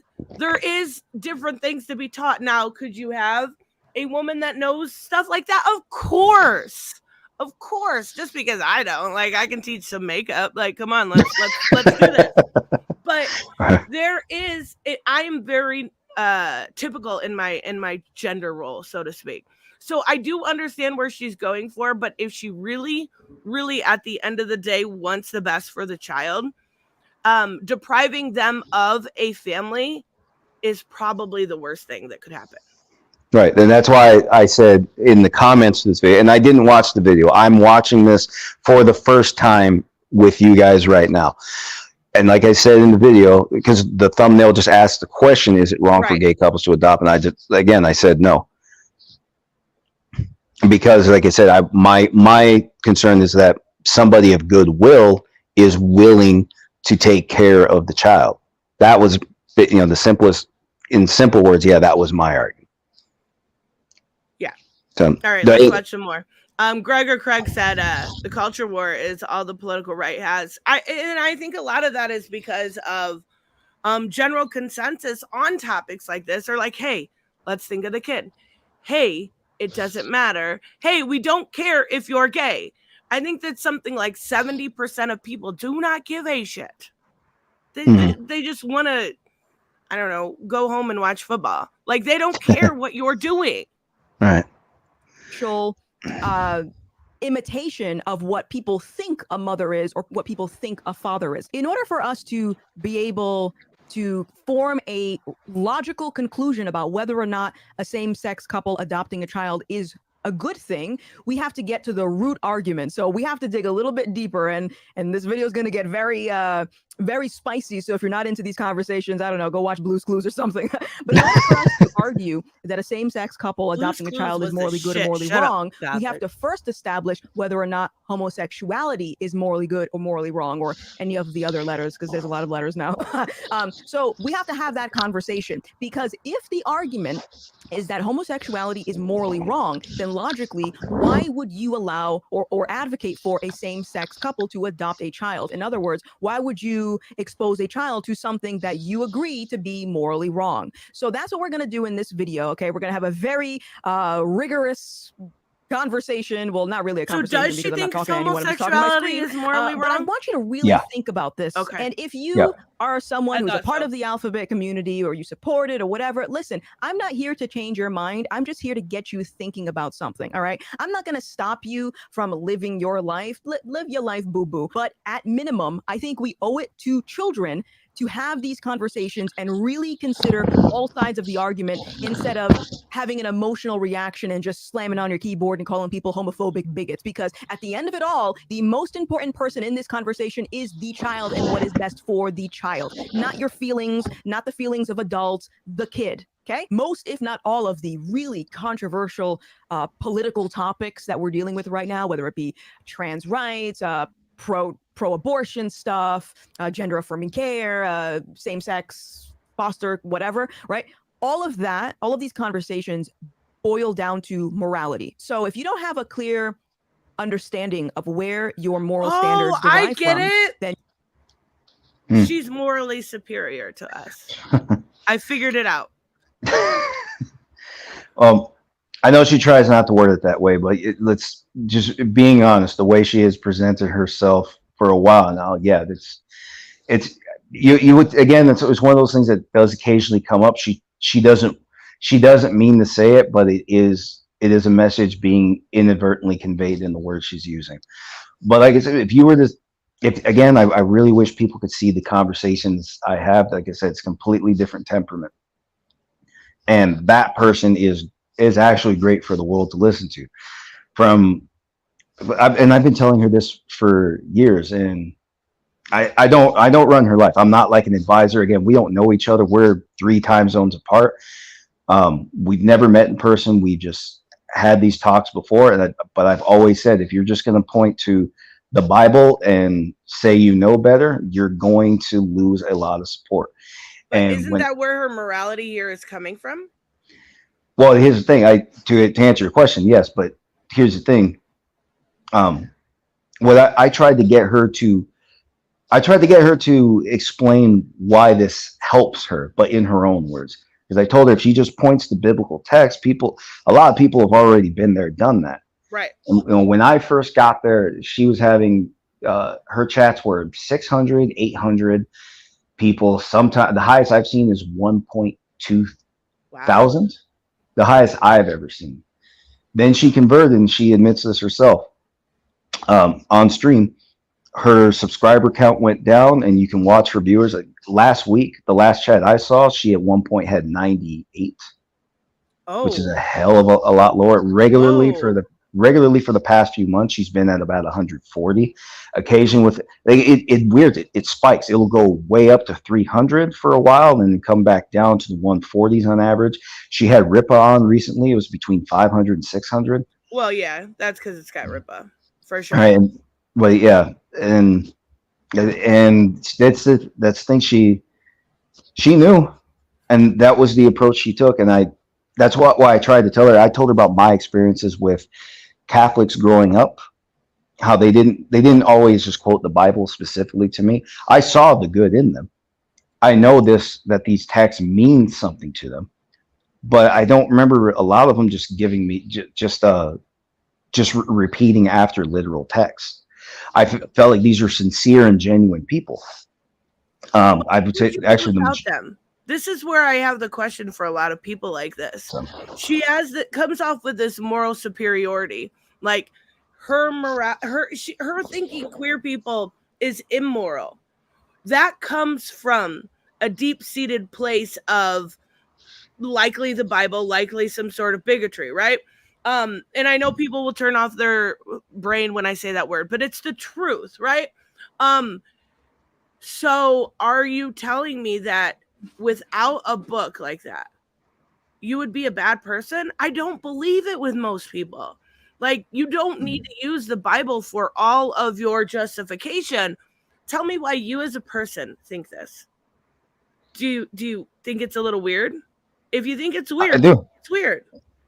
Like I said, I had conversations with her before she converted, and yeah, that occasionally came up. She got to wondering as she started reading the Bible, she actually started doubting her own good nature, and that was killing me.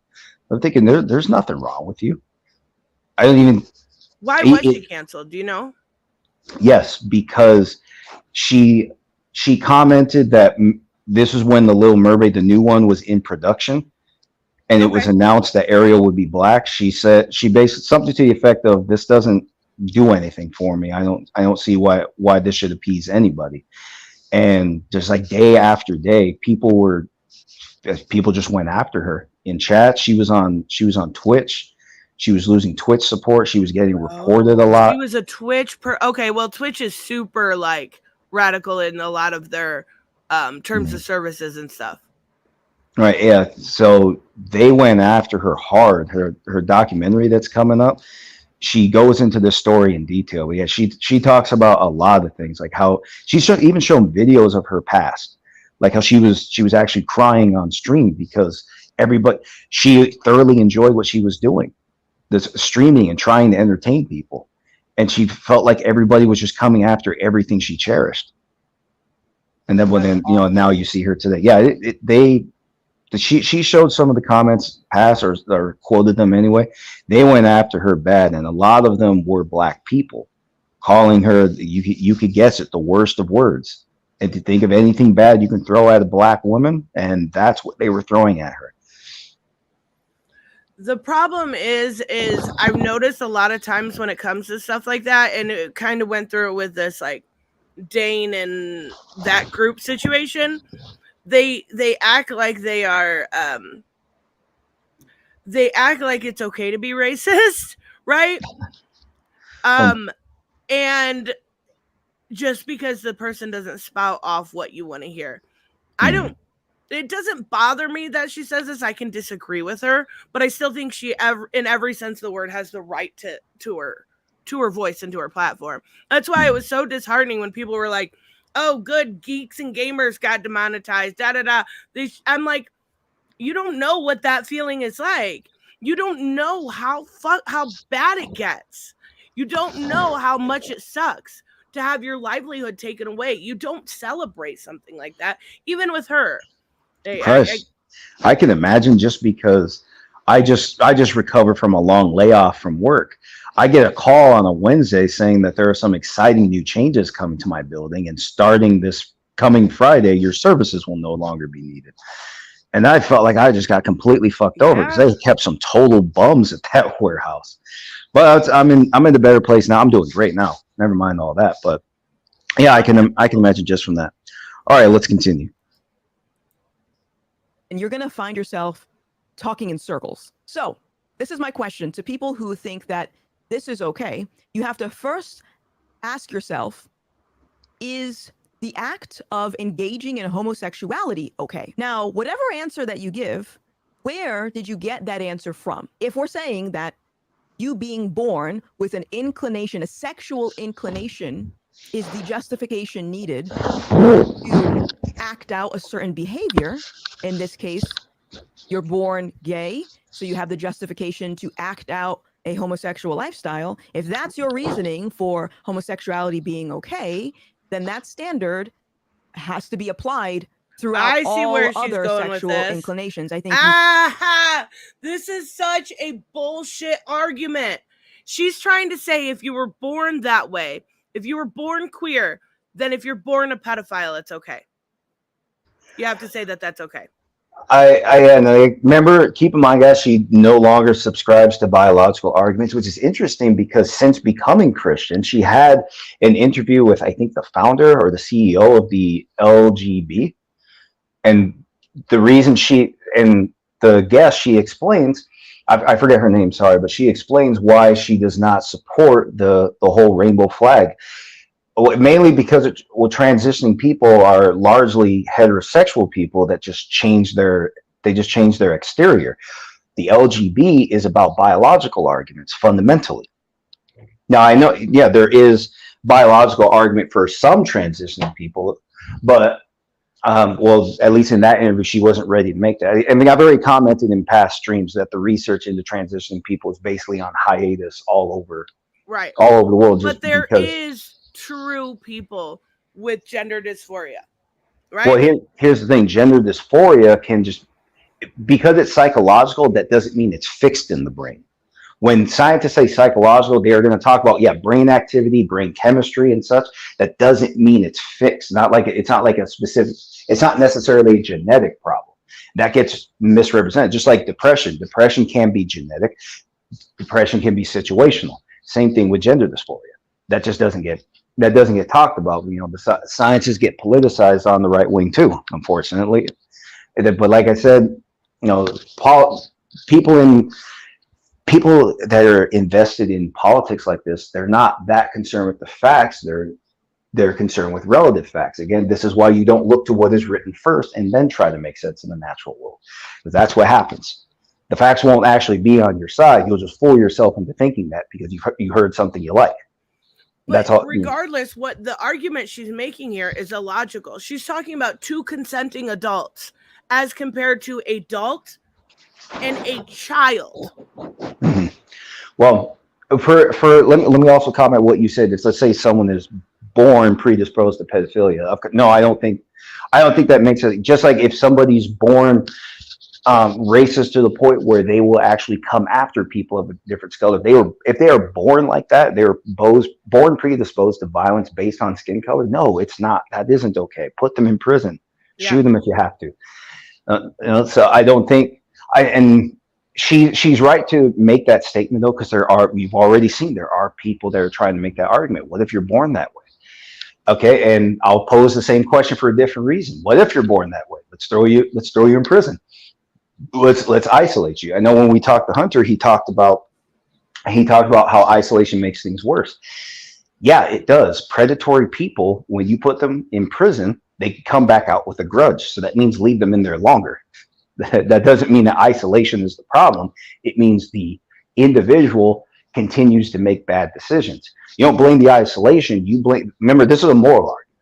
So morally, you blame the bad actor. This is a lesson I got from Penn Jillette. He used to have a YouTube channel, and he commented on not blaming the victim. He says, even if, and this is going to be a bit controversial, but he says even if a woman walks completely naked down the street, knowing she has predators down the road, you don't blame the victim. Now, I agree with that. Now, other people are probably wondering, why the hell would you do that? And I agree with that question. It's perfectly fine to ask that question. But if you were to sidestep that and say, well, she did it to herself, well, if you listen to what you're saying. But there's an action there that has to be, there has to be some sort of agency for the person doing the action. Right. To question that woman's sanity is perfectly fine, but don't confuse yourself at the same time, because if you're going to say she did it to herself, so what problem are you going to try to solve? Are you going to try to solve the problem where she exercised free will with no intention to harm anyone else? Or do you look at the fact that there are attackers? You see what I mean? I'm more concerned with the fact that there are attackers. I totally get it. It's the argument of her skirt was too short, right? Well, she shouldn't have been wearing a short skirt. That doesn't excuse anything. It's a ridiculous notion. But also at the same time, women need to protect themselves. I carry. Like, I'm just not gonna go into a place that I feel like is unsafe. There is a reasonable amount of expectation as a woman that you should guard yourself. But I get it. I get what you're saying. I just think that the whole argument of Herb saying, well, you got to accept pedophilia is gaslighting. Right? Well, sorry about that. I accidentally hit mute. Anyway, right. But remember, she's talking about political rhetoric. I don't think that makes sense at all. Say, well, if somebody's born a certain way, then we just have to accept it. Not all the time. Like you said, we're talking about adulthood and normal maturity, where people tend to, as they age, lose attraction to past age groups and gain attraction to later age groups. Where there's a difference between that and what she said a moment ago, where let's say somebody supposedly is born predisposed to pedophilia, whatever the case may be. No, that obviously doesn't make it okay anymore. Like I said, if some people are born predisposed to crime, that is a child. Children cannot consent. Her argument is invalid at the idea of basic fucking humanity for children. Well, like I said, in this case, I think she's just quoting some political rhetoric that, is out there. It's obviously not popular. But you remember, you spent an hour arguing with somebody about this already. Or how long was that talk with you and Dane? Wait, what? How you get to see the whole thing? Well, no, it wasn't Dane. Organized Chaos. No. He's a idiot. No, was it actual fandom? Wasn't that him? No, I haven't. He won't talk to me. He's terrified. Oh, all right. I'm getting names all screwed up. But anyway, bottom line, I think that's specifically what she's talking about. That exact quote. Because yes, there are people who are trying to. The founder of LGB, she said this when it went from LGBTQ, and then there's a plus. She made a joke saying that the plus is to be determined. Because she said that was basically a way of saying leaving the door open to put pedophiles or pedophilia somewhere on the alphabet back there. And she was just speculating. Well, no, she said she's under that conviction. She said it because she meant it. But let's face facts. And you already argue with somebody about this. There are people that say kill the. You already saw it. Somebody says kill the stigma so these people seek help. And first of all, I don't think the stigma is going away. I just think it's a fruitless conversation. Just even for people who don't like kids, if you're going to target kids, you're bringing the worst out of somebody else. Anybody who finds out. So I'm not gonna lie. Most people are like, fuck this conversation. Put them in the wood chipper. Sorry, you protect. There's one. Like animals, of course, too. But there is one group that the whole world will unite for, and that is children. You don't fuck with children. All right, let's see what you can grasp where I'm going with this. Now, I'm not saying, okay, and since people they have selective hearing, I'm not saying that homosexuality is synonymous with child attraction. Okay, it's not what I'm saying, but what I am saying is that if your standard is born this way, I'm not saying it. equals I'm just hinting morally at it. okay, then naturally you have to apply that to every No, other pause again.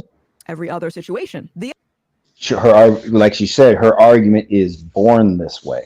That's like she said. Or if you want to wind back here at herself, her argument is about the way people are born. And remember, she doesn't subscribe to biological arguments. She's 100% convinced that it's about free will. So in her mind, born this way. So if you're born predisposed to pedophilia, that's in her mind, you're making an excuse. Okay. 1 second. I want to make sure we get to that other video, so I figure we'll probably go till about 1, if that's okay. But Yeah. I have to pee so bad I'm dying. So All right, let me hang on. Let me hang on to the chat. So guys, and so the reason I was invited here is because she knows I'm a regular supporter of Gothix. And, if Gothix is on today, if I'm not doing anything else, I'll tune into the chat. So like I said, I've heard her make similar arguments before she converted and similar arguments since converting. Ultimately, I don't feel like people should really be threatened by these statements. So like I said, legally, a lot of what people say, they think that if people think homosexual couples should not be allowed to adopt legally, it's not going to happen. Bottom line, there's nobody's going to effectively bar homosexuals. Nobody's going to pass laws against lesbians. The lesbians will win. And I know I'm saying that with some humor in mind, but just facing facts, people actually do respond fairly well to lesbians. It's kind of funny to me. And as far as single-sex couples, barring them from adoption is not going to happen. So when you're hearing statements like this is why I say words are not violence, because she can't do it. I shouldn't blame her. Sorry, I don't mean to do that. But a lot of what she says is not going to happen. And that's why the words alone cannot be called violence. The words are not violence. The words are not harmful. They can be misleading, sure, but that's because we do have a world full of bad listeners. No, that's not true. Lesbianism, I shouldn't even call it an ism, but yeah, lesbians have been targets of religion too. You should look at the long history of the Catholic Church. Like there are some, it was very common that Catholic nuns, here's actually the thing, if they thought women were they even did this, if women were too attractive, they were kidnapped and tortured because they thought their attraction was like a mark of the devil, for fuck's sake. That's fucking awful. Yeah. Any woman too provocative was seen the same way, and lesbians are amongst the most provocative women on earth, facing facts. Well, and Anyway. then if you go back even further, you got the Lavender Scare, which was basically not only could queer people not exist outside of their home, there was a lot of jobs that they were not allowed to. Every single one that they found in the government, and it was like, I think something like 400. I could be off on that number. Were fired simply for being gay. Mm-hmm. Yeah. Ridiculous. Well, like I said, statements like this is why I said, guys, I'm not an open-minded person. Once again, I'm a learning mind. Separate fact and errors, and it's much more liberating than being an open, because open minds just take things in and they just add it to a collection. A learning mind hacks away at the unessential. There's more freedom in that. So let's keep this going. And I want you guys to see the difference between open and learning mind. Just watch how this unfolds. This born this way argument is that there are a lot of people who were claiming to be born this way in terms of same-sex attraction, and they're no longer gay. So how did that happen? Were they lying? Is And she what talking the about standard for Milo determining if someone's Yiannopoulos? lying or not? Who sets that I'm not standard? sure. If we're not intending on gatekeeping whether or not someone is actually gay, then we have to assume that a lot of people fell out of that phase. So again, not really a good standard To be fair, everybody goes through that phase in college. That doesn't mean they were gay. That I don't means think they were everybody. experimented. Okay, yeah, you did. Oh, I didn't go to college. okay, well, that's fair. But she's saying that a lot of people that were gay now are not gay. Yeah, we're hearing. I would love to see some stats on that. Or we have a lot of people that were married and then came out as gay when they felt safe. So we could talk about that too. Right. All right, well, now here's Here's the thing. It's usually females when they're talking about this. You remember a lot of girls started admitting in high school that they were bisexual. And that's really what I think opened the doors for males to admit they were gay. Right. More and more women, just females, they were just not fighting it. They just said, no, they find girls attractive. It was happening over and over. I think that inspired males. Obviously, males were not as well received at all. But here's the thing: in science, I don't know the exact biology to it. I'd have to look into it. I've never been able to find it since, but they believe that all human females are more or less bisexual. It's just a matter of which one, what they prefer more. Males are typically heterosexual, and in second place, I think everybody's got a little bit of like not that they would sleep with someone of the same sex, but they can at least at the bare minimum appreciate beauty and camaraderie and stuff. So everybody's a little bit gay, right? Like, okay, maybe not, but I do agree. I see what Greg or Craig was trying to say, that the demonization of a male queer couple as compared to female queer couple is much worse. Right. As I said, lesbians are much better received. And that's why I'm saying, because here's the thing, if you're going to, let's just go back to the legal argument. If you were going to say only heterosexual couples can adopt, you're going to outlaw lesbians. Nobody's going to outlaw lesbians. Like, there is just something intrinsic in the human experience. Lesbians are cooler than everybody else. And I know I say that in fun. I'm actually trying to be kind of serious. Actually, I am trying to be serious at the same time. People respond very well to lesbians. And here's the thing, how many, we know this, a lot of single parents, they are usually female. We know single males are out there raising their kids, but facing facts, most of them are female. And sometimes those female, they get help from other females. And I think that's going to come to mind. Because if you were going to make an argument that, let's say, an all-female couple is somehow harmful to the child, it's not going to sit the same. Because people look historically to how often single females will raise kids. And remember, they're single females, so it's moms. It's just single moms, right? But that doesn't mean they don't have their sisters and their moms and grandmas in there. You see what I mean? And all that's going to come to mind in these conversations. So, like I said, if you were to present these arguments and say an all-female couple should not adopt, it's not going to process the same. Now, if you say it's an all-male couple, that is going to process differently. Because, like I said, historically, most of the predators are male. And now you understand why this conversation is always about gay males and not gay females. Unless those gay females look like men. First off, YouTube is censoring me. Fucking Shelby said Tristan hasn't such a Tumblr moment. And I tried to tell him to shut the fuck up, and fucking YouTube censors me. Really? Yeah. Wow, that's cool. Page. No, I totally agree. I was just saying there is a little bit of us that can at least, at the bare minimum, appreciate the other sex in a way. It can be aromantic. I don't necessarily mean it like, yeah, you're going to get down on both knees and slab a knob. Like, I don't mean it like that. I'm just saying there is a little bit of us. It is different. And you're absolutely right. But I want to make sure. So there's two. Shelby brought one to my attention. Okay. And this is a short that is by Figure Drawing's favorite person ever, Destiny.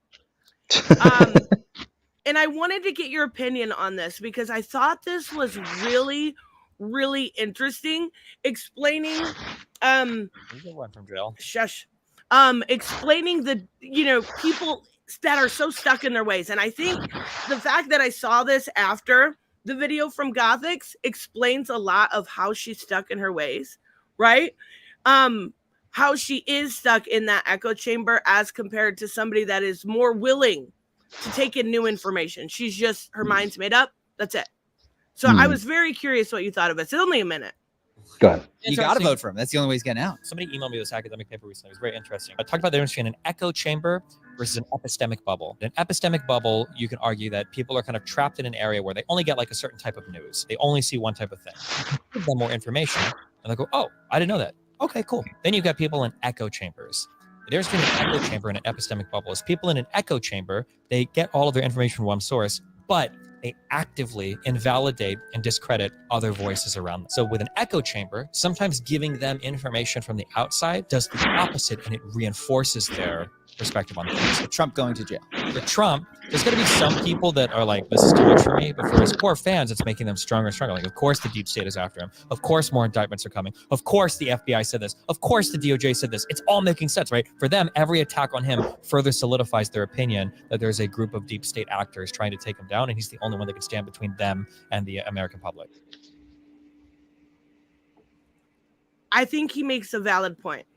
A lot of people are, I would say the majority of people are willing to engage in conversation that is outside of their comfort zone, right? That is outside of what they believe, right? Whether it's conversation about adoption or politics or religion. But there is a mass amount of people, and I will say there's been a lot of, like he uses Trump supporters, right? Yeah.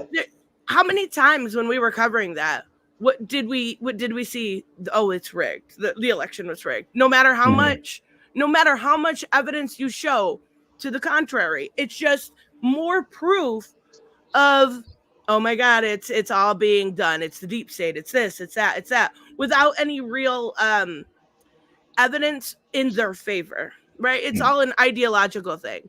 But I thought that was a very interesting way to talk about the difference of kind of what you were saying earlier, right? You may be in your epistemic bubble, but you're willing to listen to other people. Yeah. I listen to everybody.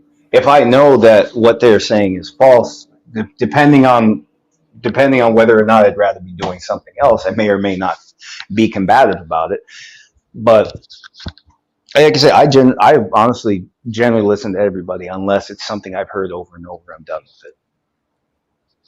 But what he's talking about there, not really the same thing. Well, here's the thing. Let's a question: Is it the echo chamber? Is it the echo chamber to the individual, or is it the individual going to the echo chamber? Or is it the idea that you've had so much of the same stuff fed for you through algorithms for so long that you've kind of created this self echo chamber, right? Mm-hmm. So our algorithms are very easily manipulated in the sense that if you watch a video by me, in a few days you might get another recommendation. If you watch a video by Gothix, you're probably going to get another one from her. Maybe you click on that one. Then you'll get one from the Quartering. Then you'll get one from, all the right-wing pundits. And that kind of delivers, and it's smart. Don't get me wrong. It's smart of YouTube. They want you on their app for as long as possible. But it also, in a sense, we don't ever hear any opposite views. And it makes us completely indwelled in our thought process. And because we hear it over and over again, we think we're correct. And also, remember, a lot of people don't want opposing information because we are in a world of bad listeners. So people think that statements are harmful because of the bad listeners. It's not the statements. The problem is the listener. Just like the problem with crime is the criminal, the one who actually commits the bad action. Now, truth be told, the difference between somebody's temperament, somebody's desire to do something bad, somebody's will to do something bad, there's a relationship there, obviously. So I don't think anybody's wrong to be skeptical. We were talking about Nick Fuentes earlier. Truth be told, I do think the guy's an asshole. What I was commenting on is the burden of proof. Because obviously we already know what he stands for.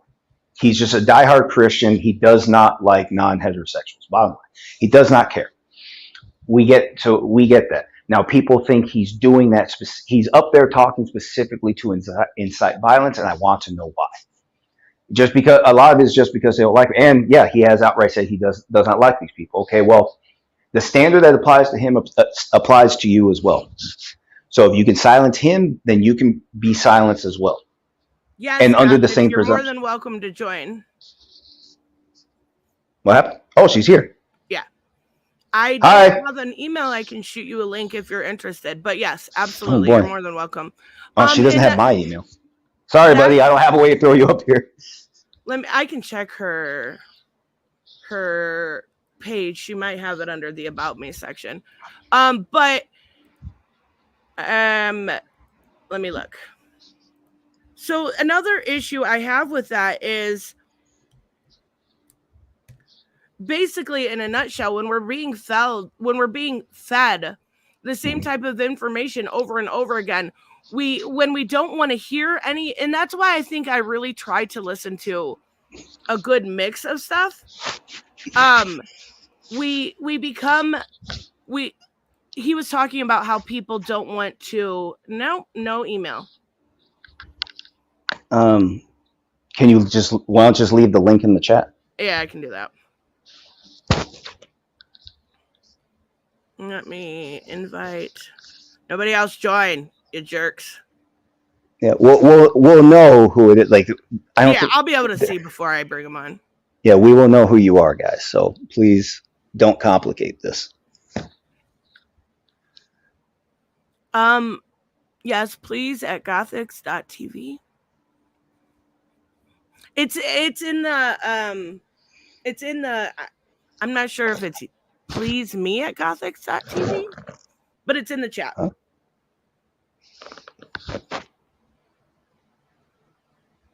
Okay, well, anyway, I'm sorry. I didn't mean to pause. Also, I lost track. Oh, I was talking about Nick Floyd. Bottom line, guys, you think somebody's speaking to be hateful? Like I said, because me, by example, I'm an atheist. If I say I don't believe God is real, people think I'm specifically attacking their religion, when all I am saying is what I don't believe. So people might come after me. Most will not. Bottom line, most will not. But do I get blamed? Do I get blamed? Let's say another atheist is attacked because of my statements. Do I get blamed, or do you blame the attackers? And that's my point. That when I say we live in a world of bad listeners, we are in a world where people want to blame this. They always want to blame the speaker, and sometimes, yeah, it's done on purpose. But if you don't know for fact, blame the bad actors. If you don't know for fact what the speaker is really trying to do, don't hold them to that high standard, because that high standard comes back to you. And then you start wondering where your liberty to be yourself has gone. And it's because you're going to surrender it. Involuntarily, you will surrender it because you're targeting people based solely on what... Oh, here you are. Hey, buddy. Hello, my darlings. How you doing? Hey, I'm good. Yeah, good. Nice, Yeah, it's my day off. I promise I wasn't stalking the stream. I had somebody send this to me as I was, interestingly enough, writing a follow-up to that video that you were reacting to, so I find that interesting. It's public. It's public. Welcome. Oh, yeah. Well, thank you very much. I'm a regular here, by the way. Oh, I didn't know that. No, they're not that. Well, it's like a weekly thing, but yeah, I'm around. Yeah. Nice, All right. nice. I'm gonna remove it from the chat so nobody else tries to come in. Okay. Well, good. All right. So you're here to speak. I will be silent. Okay. I'm going to mute myself. I will speak. So is it Tristan? Is that how you say your name? Yes. Okay, Tristan. Tristan, why do you hate me? What? Why do you hate me? I don't hate you. I You don't don't? agree with you on a lot of things, but I really don't hate you. I am very hurt by this. You know, I read the title and it said Gothix hates queer people, so I figured, I had to reciprocate and ask, why do you hate me? I don't hate you. I don't agree with you politically on a lot of things, but I even said in the beginning, if it wasn't for you, I wouldn't have known for stuff. I actually found you through one of the videos you did, like, I've learned this over the years of being a YouTuber, and it was because of that video I used to buddy every single day. So no, I don't hate you. All right. No, I was just joking, by the way. I didn't mean to. Oh, no, you're fine. You're fine. I was trying to prove a point. Maybe it didn't come off. Maybe I didn't convey it correctly. All women have love-hate relationships with each other. Someone's more hate than love. Yeah, that's all women I'm are seeing disgusting creatures. I'm aware of this. No, so I don't think I'm not sure. I just tuned in, so I don't know if you guys reacted to the whole thing or if you watched Not the whole thing. No. About Okay. half of it. So Go ahead. what are your main arguments. And Joe, I already heard your position on it. I'm Right. not sure what you mean by some things, but I want to know what the main Okay. the main argument is of like Gothix hates queer people because of X, Y, and Z. And what is the main issue with this video? Okay, first off, I didn't say you hate anybody. I just said you don't subscribe to biological arguments revolving around sexual orientation. Okay, what do you mean by that? You're not born heterosexual, born gay, stuff like that. You said on your streams that you don't subscribe to that. That's the only thing I said. That someone is born with a sexual inclination? Yeah. That's the only thing I said. I didn't say you hate anybody. Yeah, no, I believe someone can be born with a sexual inclination. I'm not denying that. Oh. Maybe I said that incorrectly. All right, maybe I asked the incorrect question, or maybe I made the incorrect statement initially. Whatever. Okay, so now we know. Yeah. But yeah, as far at least I didn't say you hate anybody. All right. Now, somebody else? Is that anyone? Yes, Tristan. You here? Oh, Where'd she go? All right, you know she's having audio problems. I'm She's stuck in. here with you. What? It's happened before. We've done this. We've done this multiple times. Okay, well. All right. Anyway, yeah, she'll be back. She's in a region where internet is struggling right now. Anyway, I didn't even see when you already saw. I reacted to your because you remember your thumbnail. You posed a question. That was the only thing I watched. Oh, that was the only thing I saw. I actually didn't even watch the video. Oh. And then now rude. It's not because I don't like you. Shit. You know that. It's like since the video, isn't my name still green in your chat? That means yes. The correct answer is yes. Yes. I don't know. Okay. Well, so I was invited to comment on it, and because I was invited to comment on it, I didn't watch it because I wanted my reaction to be fresh for everybody to see. Mm. And what I've said so far, you'd have to play back, sure, but what I have said so far, I commented on like some of these things are things you have said even before you converted. Right. So, like you commented on, and I'm glad you're here because now you get to put it in your own words. You have commented even before you converted. You said that heterosexual couples were better for the kid. But you had that from a life experience, not related to religion, because you were not always religious. So can I ask you while we're waiting for the host to come back, can I ask you to explain in your words? Yeah, I mean, you pretty much just said it. So a lot of people seem to think that, well, first of all, I converted into some religious zealot, and the majority of my arguments are derived from my newfound faith, which is ridiculous because, as you just pointed out, a lot of the things that I believed before I became a Christian, that was just from experience, just simply by observation. Now, so yeah, that's my position on it. And the thing is like, even in this video, since you didn't watch it, I actually didn't mention God once. So I found it interesting. Like when I popped in, I did hear you both talking about that, which is bizarre to me because I'd never mentioned God. And like I said, we didn't watch. At least I didn't watch the whole. I didn't even watch it. I'm still watching it. Waiting for it to unfold. Sure. I was commenting on other statements you have made in other chats, but like I said, haven't watched this video, so I didn't even know your whole argument going into this. Yeah. But that that's pretty much it. I mean, yeah, granted, some of the things that I used to believe before I became a Christian have evolved over the years. But by and large, I would say my position on this type of stuff really hasn't changed much. I just have, in my opinion, believing in a higher power is my justification for that. Now, we can disagree. But then it brings the question back to the other party. Okay, how do you justify it? Which is really the focal point of that video. And so I went through things like science, government, consensus, et cetera, et cetera, et cetera. Like, how do you justify these positions through that? So I was hoping you guys got to the whole video, but I guess I didn't, didn't get No. Well, here's the thing. We started late because we tried a different app to get this going. Yeah. And the mobile version wasn't working. I'm on mobile right now, so that's why I was struggling. So we had a late start to be anyway. As far as Now, as far as your video, at least what you've had to say so far. In fact, let me bring it back to heterosexual couples, because here's the thing. To a point, I would agree. I'm not, like you already said in writing, I'm not of the opinion that a same-sex couple is just inherently harmful to the child. But you've commented on a male and female caregiver, parent, whatever. Yes, I am Obviously, so sorry. there you are. See, like I said, she's just in a region where No, internet is difficult at It the moment. wasn't that. My cat came flying out of the other fucking room and hit the Wi-Fi. I'm so sorry. She has cat difficulties too.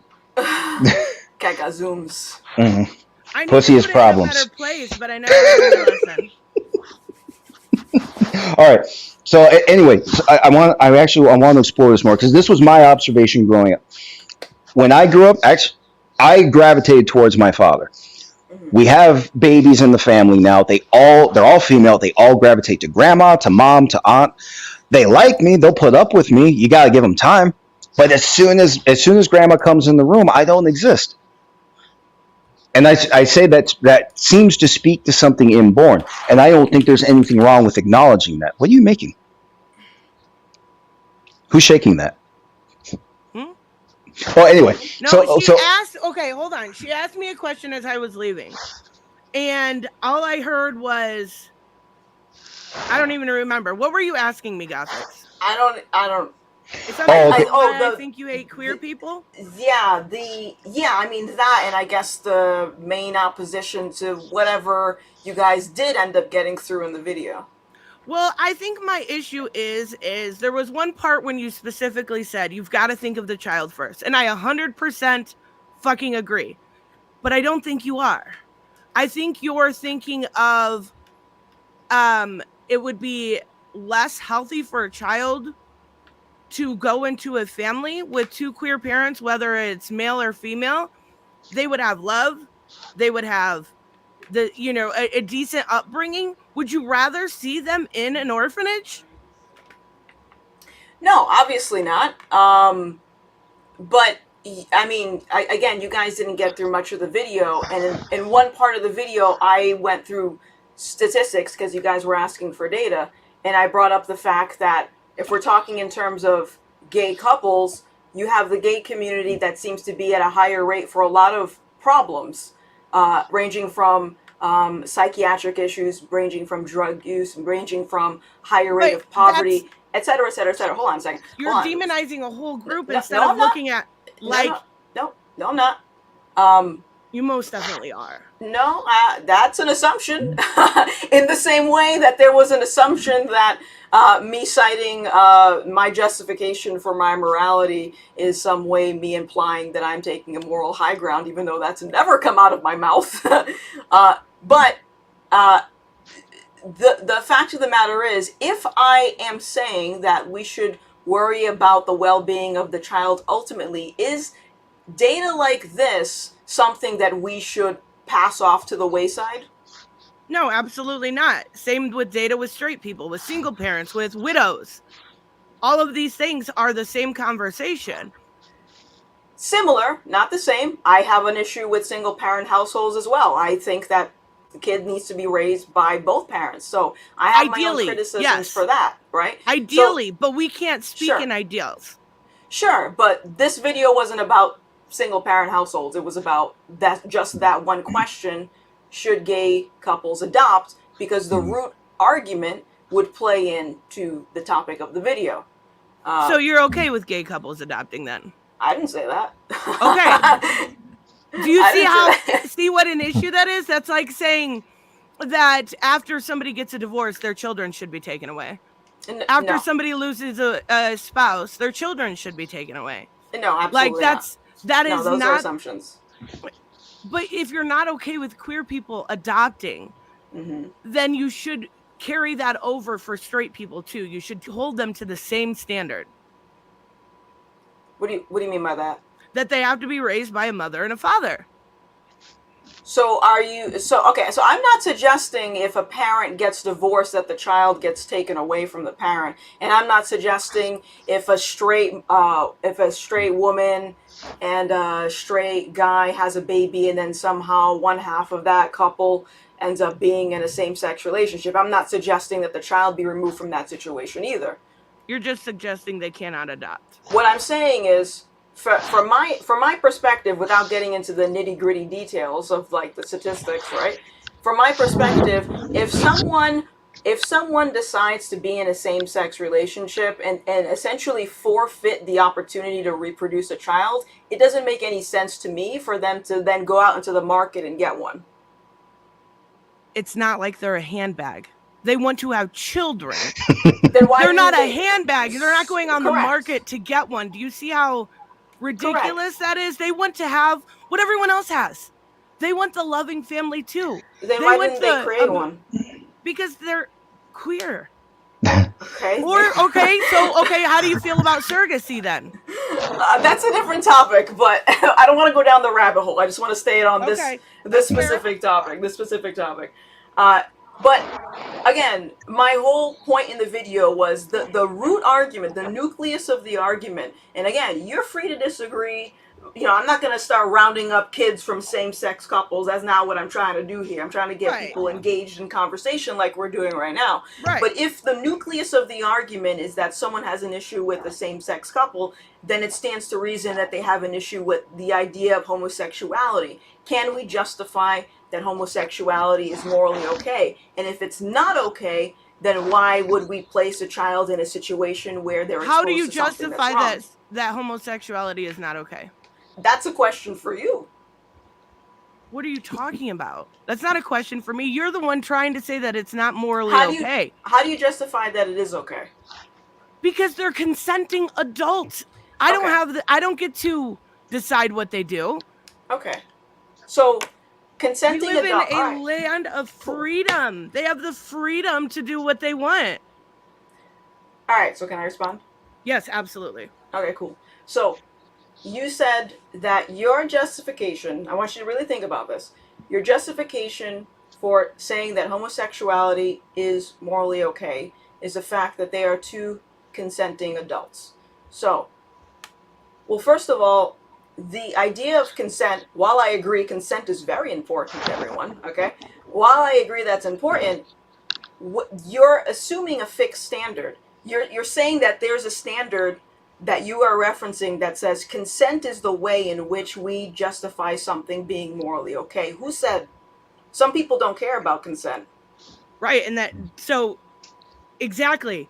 The difference is they're consenting. We're not talking about issues with no consent. That would be something along the lines of rape. That's ridiculous. What you tried to get me in was saying they were born that way, and you were going to use the pedo argument, which is a logical fallacy in the biggest terms. I don't believe so. I think it's a reasonable assessment, because if you're saying born this way, born with a feeling, because that's what it comes down to. I stopped in at a part of the video where you guys were saying you would have liked to see stats. They're not hurting anyone. And when you're talking about pedophilia, that is not, a child cannot consent. That is hurting somebody. We are not talking about adults. They do not equate. Okay. So I'm more than happy to engage in this conversation, but you gotta let me talk. That's all I'm asking. Like, if you want me to respond, I'm happy to respond, but if we're just gonna keep talking over each other, there's no point. Go ahead. Okay. So, you're bringing up the fact. Okay, so let me go back to what I said about data. All right. When I said that some people, if you're saying that you're born this way, that assumes that that behavior cannot change. You're assuming it's immutable. And you guys were asking for data.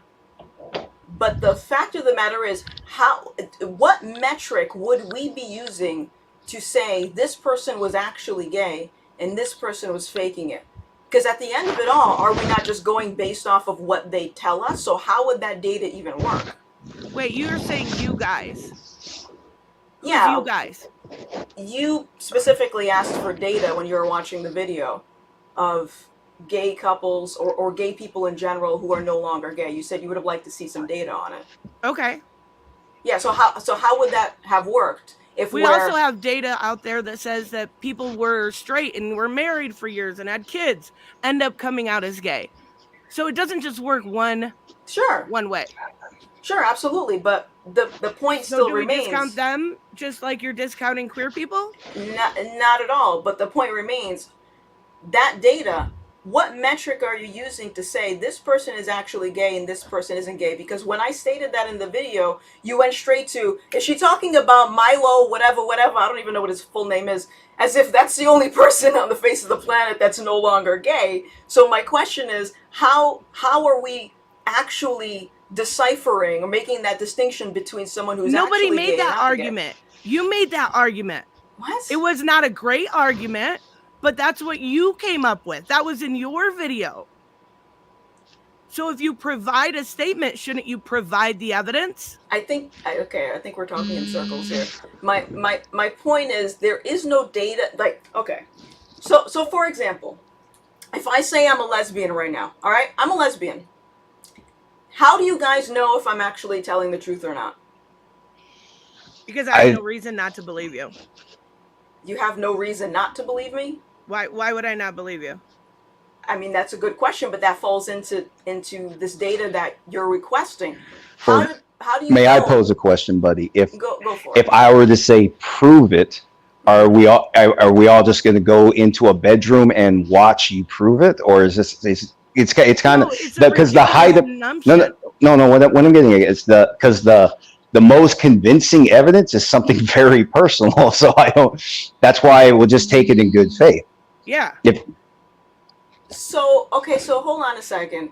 That's very interesting, because if you're taking it in good faith that someone who claims to be gay is actually gay, then how come from my perspective, it sounded as though you guys were dismissing that reality that people who were gay are no longer gay. So how come it's in good faith in one situation but not in the reverse? Nobody said it wasn't in good faith. If I was talking to that person, but you're saying it from a third party perspective.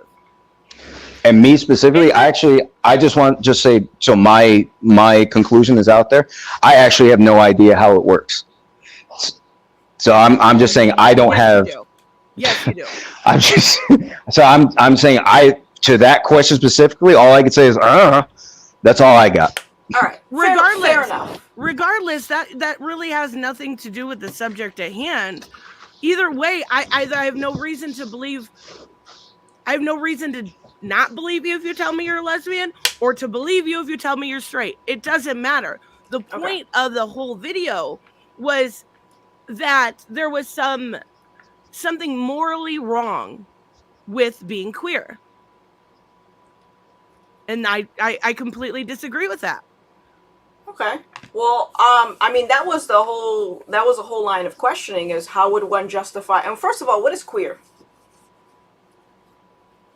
What? What is queer? What does that mean? They like the opposite sex or the same sex. It depends on their label, bi or straight or gay. Why not just pan? bi? Okay, that's fine.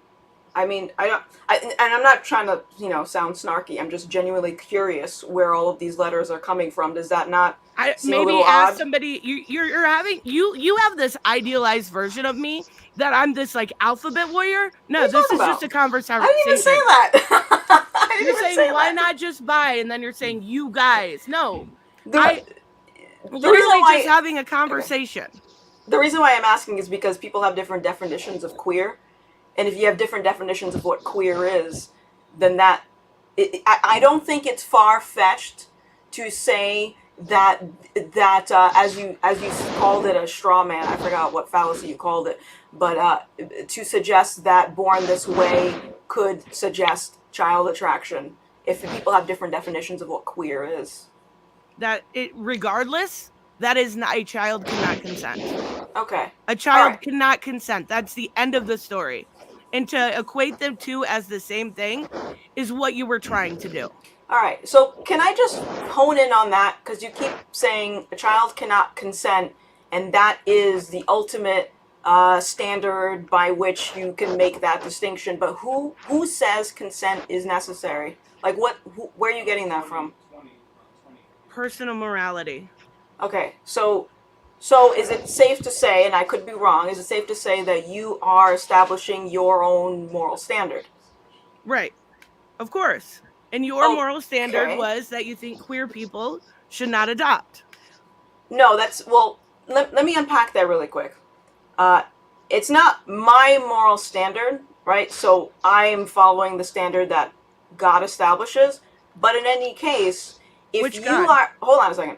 But in any case, if you, because you just acknowledge you're presenting your own moral standard that you created.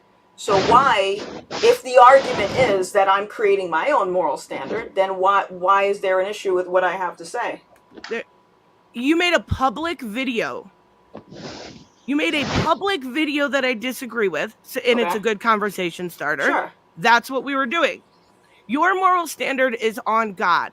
Mine's not. Okay. But the question still stands. Even if it's a public or private video, you seem to have a problem with my position, but am I Yeah, I not think practicing the same thing you're doing by creating my own moral standard? If There's that's a the difference argument? between children and adults. You have to be able to see that. Like that's a little bit ridiculous to try to pretend they're the same. Can I provide insight just from it? Because Sure, go for it. growing up, mom and dad, I remember I have two Catholic parents. They taught me a lot about right and wrong. They never taught me, the pedophile is bad. I remember when I learned about pedophilia, I was about 14, somebody just said, hey, there are grown people that find little kids attractive. We all said, what the fuck is that? That's how I learned that shit happens. Okay, you joke about it your teenage years, calling each other pedophile in fun, but then you hear about it for real. It sets off alarms. And my argument now, Gothix, you've probably seen there are people that call for pedophilia to be destigmatized. Yeah. It's a goofy word, and they call for it because the argument being that with lesser stigma, that would somehow encourage these people to seek help. Now, you haven't heard me say it yet. Probably, I don't think that's going to happen. First off, as far as destigmatized, and here's what I'm getting at here with my experience. I feel like protecting kids is too ingrained in our being, typically, for that to work. Yeah, I feel that's in, like I said. You think so? Yes. Now, where people go wrong, that's a good question. But here's the thing: because that is not us, we can't make sense of those people. We can't make sense of people like that. We can't make sense of the intensely homicidal. And you've seen people are trying round the clock to figure out what the hell is wrong with people. How do seemingly good people seemingly go bad? And there's a good reason we can't figure it out right away. That's not us. Our intuition pushes back. We can't think like those people. Believe it or not, that's a good thing. That means we don't actually think like that. But obviously, this is perplexing as fuck. And people want an answer. They want solutions because it's obviously a serious problem. But to the average person, again, intuition is complicating this because we just, for some reason, it looks like at birth we're not going to think like that. Not from birth. Yeah, that was a lot of stuff in there. Well, bottom line, I'm not basically what I'm saying, because again, my Catholic mom and dad did not teach me specifically pedophilia is wrong. Dad, especially dad, always said look out for the little guy. That's really all. He was a big anti-bullying guy. That's mainly what he taught me. So when it came to something like pedophiles, I was ready to defend the child. No one ever gave me that lesson.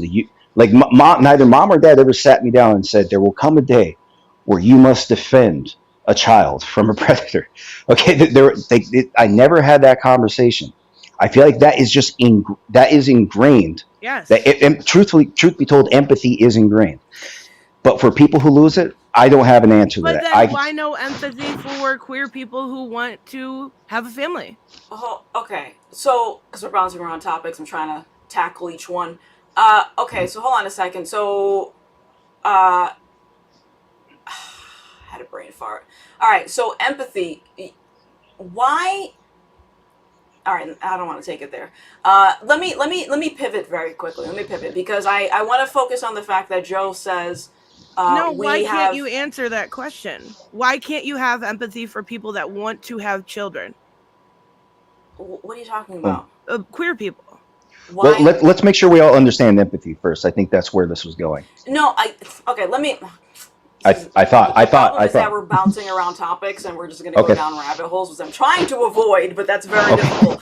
Why? Okay, so let's take it from empathy. I agree, empathy is important. Why is empathy our standard? Like why? Like when I ask because people, I know what it's like to have a child. I wouldn't want to take that away from somebody else that wants that. But that is seemingly what you fixated on in your video, the ability to take that away from somebody that all they want to do is be a dad. All they want to do is be a mom.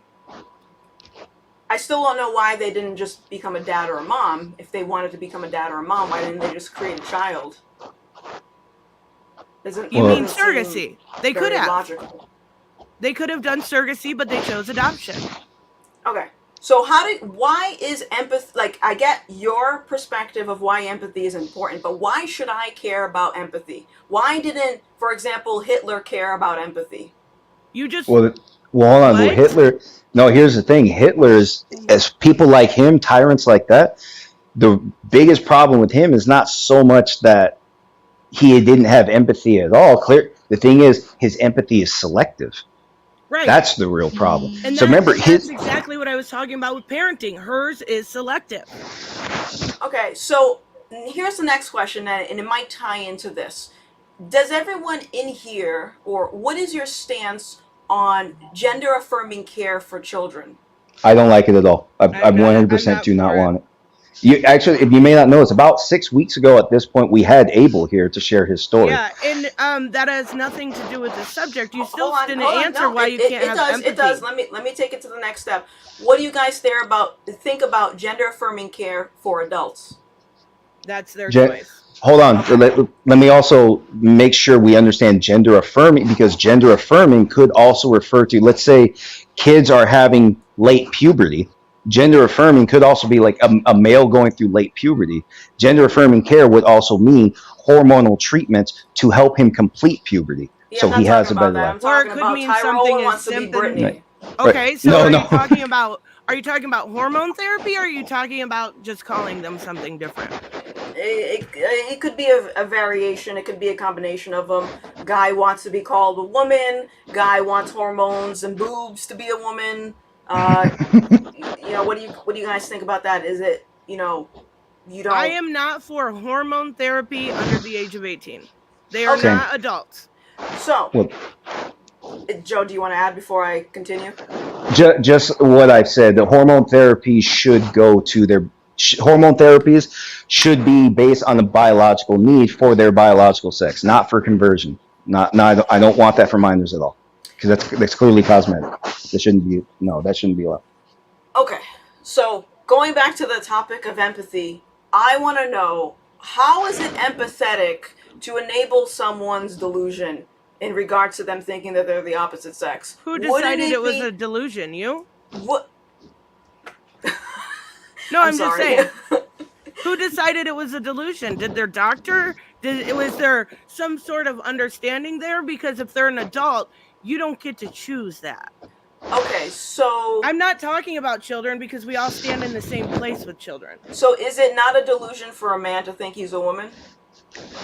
Not necessary. I don't know. If there's a medical reason for it, then no. Yeah, here's the thing. I told this story a few weeks back. I'll just give you the real condensed version, because I knew a gay guy at my last warehouse, and people call him he or she, not because of politicized pronouns. This was way the hell before politicized pronouns were popular. I didn't even think that was possible. He didn't care, because he knows he's a guy. We would call him he. Typically, we'd say he. All right, he responded. No combat whatsoever. He's also said he relates to females more. So he said, like, he or she, respectively, he didn't give a shit. He was just happy to be acknowledged at all. He was just happy people appreciated him at all. I don't think that's really a delusion. I can't get a delusion out of that. But if you ask him, if you ask for fact, are you male? He would say, yeah, absolutely. And if you ask him, does he feel female? He said, yeah, he feels like females. But this whole thing where people pick and choose pronouns, where it's no longer descriptive, it's subjective, he never said anything like that. So I don't think that's a delusional man. I think that's just a man commenting on personal experience. But I never dissect. Bottom line, I never got to ask him tit for tat why exactly he thinks that way. I mean, aside from how can someone feel like something that they haven't actually experienced, aside from You that, do know I don't. gender dysphoria is a real thing, right? Sure, I believe that identity issues is a real thing. Right. I think society or science, if we want to go with science, has embellished something that most people would know as an identity crisis and call it gender dysphoria, but I think it's just the same thing packaged in a different way. Right, and it's definitely become more prevalent, but it's not something new. Is that justification to enable someone who's obviously suffering or struggling with some type of an identity crisis? Why wouldn't if they're suffering, why would you take away again the empathy from them? Why would you not want to help them? I mean, I agree. We should help them, but I don't think helping should be enabling them. But yours is more like conversion therapy. Like, you're a man, get back there, you're a man, right? That's literally not the definition of conversion No, I therapy. said more like it. Conversion therapy is for queer people. I said it's more like it. No, Joe, what are you doing? He's wrestling with his mic, or like it's because I have my phone. Because I have my phone on a cordless charger. I'm sorry, and it keeps slipping. And plus I keep getting texts when it vibrates, it bounces. I'm sorry, I am on a headset. I'm on. It's because the microphone keeps hitting my shoulder. I will correct that by muting while you talk. Go. Okay. No, my point is, no, I don't think telling a man he's a man and encouraging him to not believe he's a woman is an unempathetic thing to say.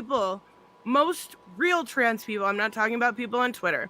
What do you mean by real trans people? How do you establish that? Most people you would meet and have a conversation with in real life realize that they were born, they're, like Blair White, for instance. She will openly admit she is a biological man. Most trans people will. That doesn't change the fact that they're suffering from something. If somebody's suffering from any sort of disease, we try to treat it, we try to help. Okay, I agree with you. We treat it, we try to help, but does that help mean enabling them? Enabling them? Yeah. You think that gender affirming care is enabling them? I don't. We're not talking about addicts here. To lie to someone. Nobody's lying. So you don't think it's an addiction in a way, seeking affirmation for something that isn't reality? You don't think that's an addiction? Wait, couldn't somebody say the exact same thing about having a YouTube channel? You're seeking affirmation? I'm not seeking affirmation. I mean, you guys even established. I mean, Joe said it himself. My viewer count is going down. I don't seek affirmation from nobody. But sure, you can make that argument for someone that is wanting to boost their numbers and right. So what's the difference? Sure. One is leading to real life harm and a spiritual decay. If they are doing better, spiritual decay has nothing to do with this conversation. Okay, sure. Well, we can go with that. But you are saying that by helping them, we are leading to decay in them. What is it? Can I ask you something? What is the difference? What is the difference between? And I know you're going to call this a straw man, but I'm going to ask it anyway. What is the difference between someone who is anorexic and enabling their anorexia? Oh, you saw the chat. No, this is a common. No, you saw the chat. No, okay, that's a common thing. I suffer from body dysmorphic disorder. Okay. And I was given the tools when I was very, very young and put in the hospital at 13 in order to remain healthy, right? In order to make sure I knew everything about, my intake, how much carbs something had, what I was supposed to have during the day. Those were tools given to me by a doctor, set up something I deal with for every day. Every day. I would wake up at night screaming and crying, counting my ribs. It was so bad at one point. I was given tools by a doctor in order to help. It changed me as a person.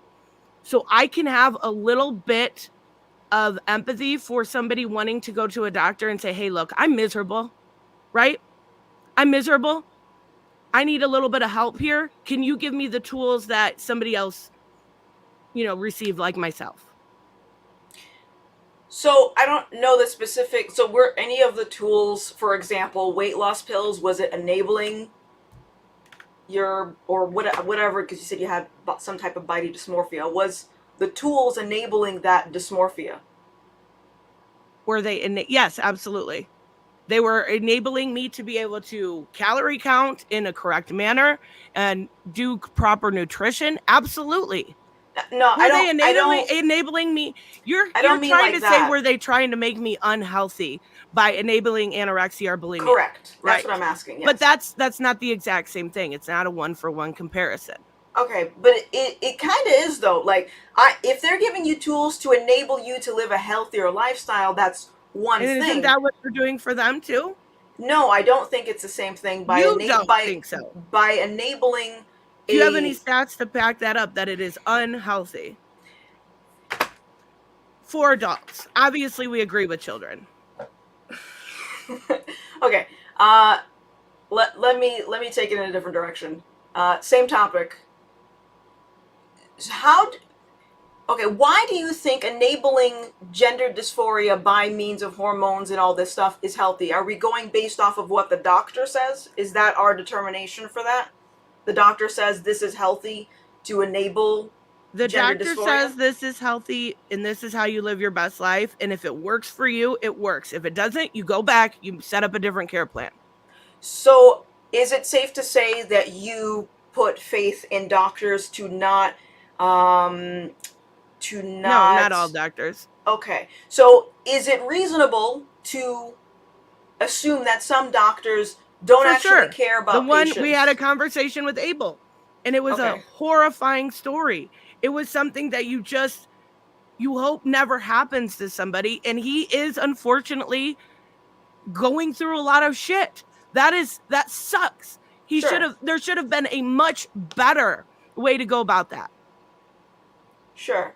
So I think I'm confused though why, and I love Abel, he's great. Why in that situation that's considered, that some people would look at that as like malpractice, but in any other circumstance, enabling gender dysphoria is totally fine. Where does the line, how is that drawn? Is it just dependent on whether or not someone is happy? I think there needs to be a lot more. Yeah, that's a big deal. After being miserable for years, the first day I woke up happy was the first day of the rest of my life, right? You have to be able to wake up happy. So there needs to be a better system, because there needs to be nobody falling through the cracks like Abel. There needs to be a happy medium between what the far left and the far right want. And nobody wants to have those conversations because it's either all or nothing. It can't be all or nothing because it's not going away. Okay.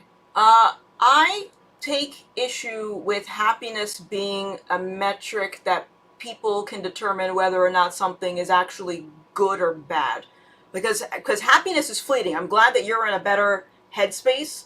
But I mean, if happiness wasn't fleeting, we would see a lot less people detransitioning. I mean, can we agree on that?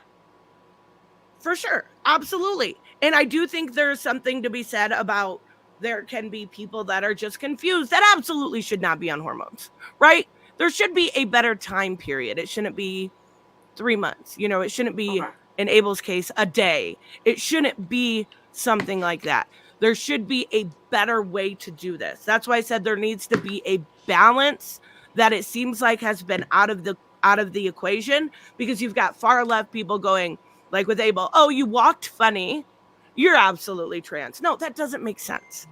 But then you've also got people like you who are like, no gender affirming care after 18 whatsoever. So there has to be a compromise that I think can be had if the right time is allotted and the enough studies are done. Now, that also depends, because Joseph and I have talked about where trans people have shut down studies that didn't go in their favor. Mm-hmm. That kind of studying needs to be done. Okay, so my next question is, I know I'm jumping all over the place, but I'm trying to get a full understanding of where we disagree here. do you believe, okay, so you think that there should be a middle ground. Do you believe that trans rights are taking away the rights of women? Do you find that to be Yeah, something in you're some concerned cases. about? In some cases. Okay. And do you believe that trans rights could be taking away the rights of gay people? You would have to tell me specific situations because I haven't heard that. Now, I would say the only time when it comes to where you say about trans people and women's rights, the only one I would suggest is, and again, I've had this conversation with Joe before, sports and bathrooms. Those are a real conversation that the left won't compromise on, that should absolutely be compromised on. Okay. Now, I'm not saying, again, I'll use Blair White. Go into the girls' bathroom. Nobody fucking cares.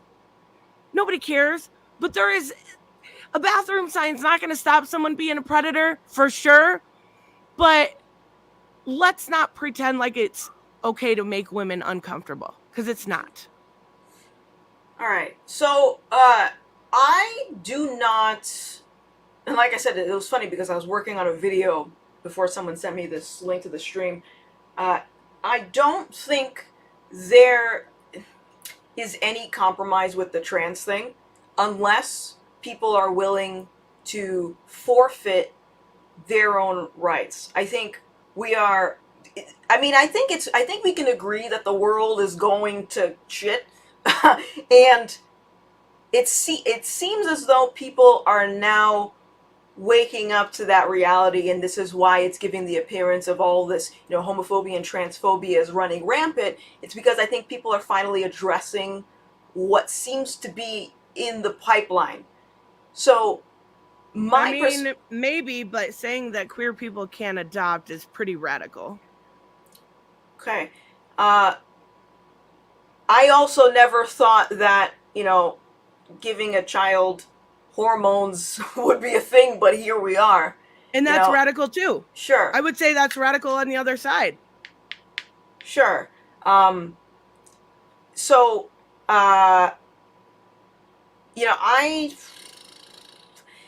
know.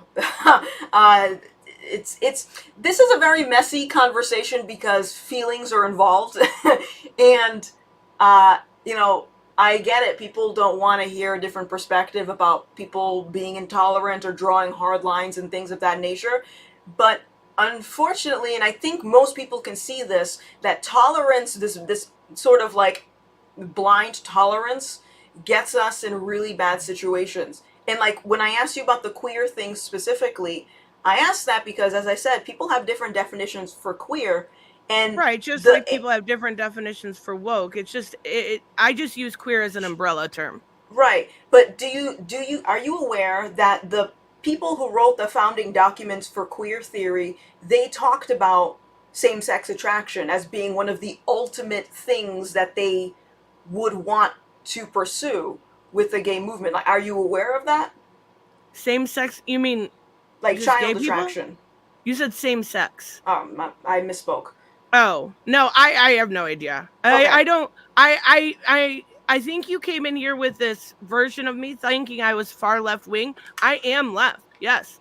But I am also, I would say logical tolerance is where it needs to be, because you can't tolerate stuff like that. You just can't. Like I'm at the point where I'm investing in wood chippers, right? But you also can't completely dismiss somebody because they are different from you. I don't do that. I'm right here. I'm having these conversations. But right? you dismiss parenting by queer people. You don't want them to adopt. I don't think it's normal. But I mean, I'm not in politics, so I can't do anything about that anyway. Wait, what? Your whole channel's about politics. My channel's about everything. I mean, the other day we were talking about, pizza and stuff, so it depends. It depends what day you pop in. But pineapple on pizza is from the devil. No, it's not. You shut know up. Delicious. You shut up. You oof. Annoying. But but no, I think the point that I'm trying to convey is like let's be real about this. Everyone is intolerant to something, right? Like just by default, your positions are intolerant to mine. So it's really not a matter of, oh, you know, Gothix is, you know, an intolerant individual. It's you're intolerant too. But the question is who is actually right about their position.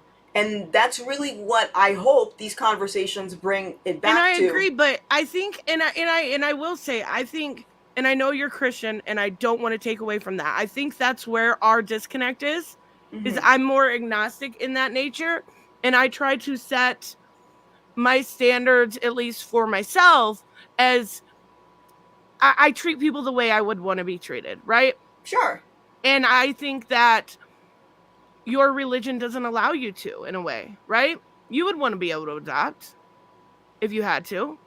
Sure, but So- I think that's two different things, though, because No, it's not. It's taking away the right to be a parent, and there is nothing more rewarding in this world, and you want to take that away. being a parent isn't a right, though. It's just not a right. Like we have the capacity, right? We can create a child, Right. but That's adopting exactly what I meant. isn't But a you right wanted per to take se. you want to take that away. No, You I want to don't. take that away from a queer couple. Absolutely That's where I not. have the issue. If the Oh, so queer you're okay couple with wants to reproduce, go for it. Go do it. So surrogacy. No, I didn't say that. That's not the same thing. So you'd want them to have a straight relationship. I mean, that just seems very logical. If someone doesn't want to engage, it's like the So gay you want marriage to thing. change them. It's like the gay marriage thing. Like, and I know Joe is going to have a difference of opinion on this, right? So it's like, you know, marriage historically was supposed to be a covenant between two parties and God. And you take God out of it, and now everyone wants to get married, and now it's just paperwork. Well, what's the point of it? We've sort of redefined what that means. Instead of someone saying, you know what, I don't believe in God, I don't want to be in a heterosexual relationship. What's the point of marriage otherwise? What's the point of building a family if you don't even want to create a family? It doesn't seem like there's a point to it. Okay. All right. Well, I have to go. I only Okay. plan to go till 1. If All right, you cool. want, I mean, if you want to continue this conversation, my email's in my about me, but I appreciate your time. Thank you for letting me come on. Thank No you, problem. guys. Hope you guys have a great rest of your day. Everyone Have a good one. Joseph. love Bye, you. guys. Be nice. Bye. Bye.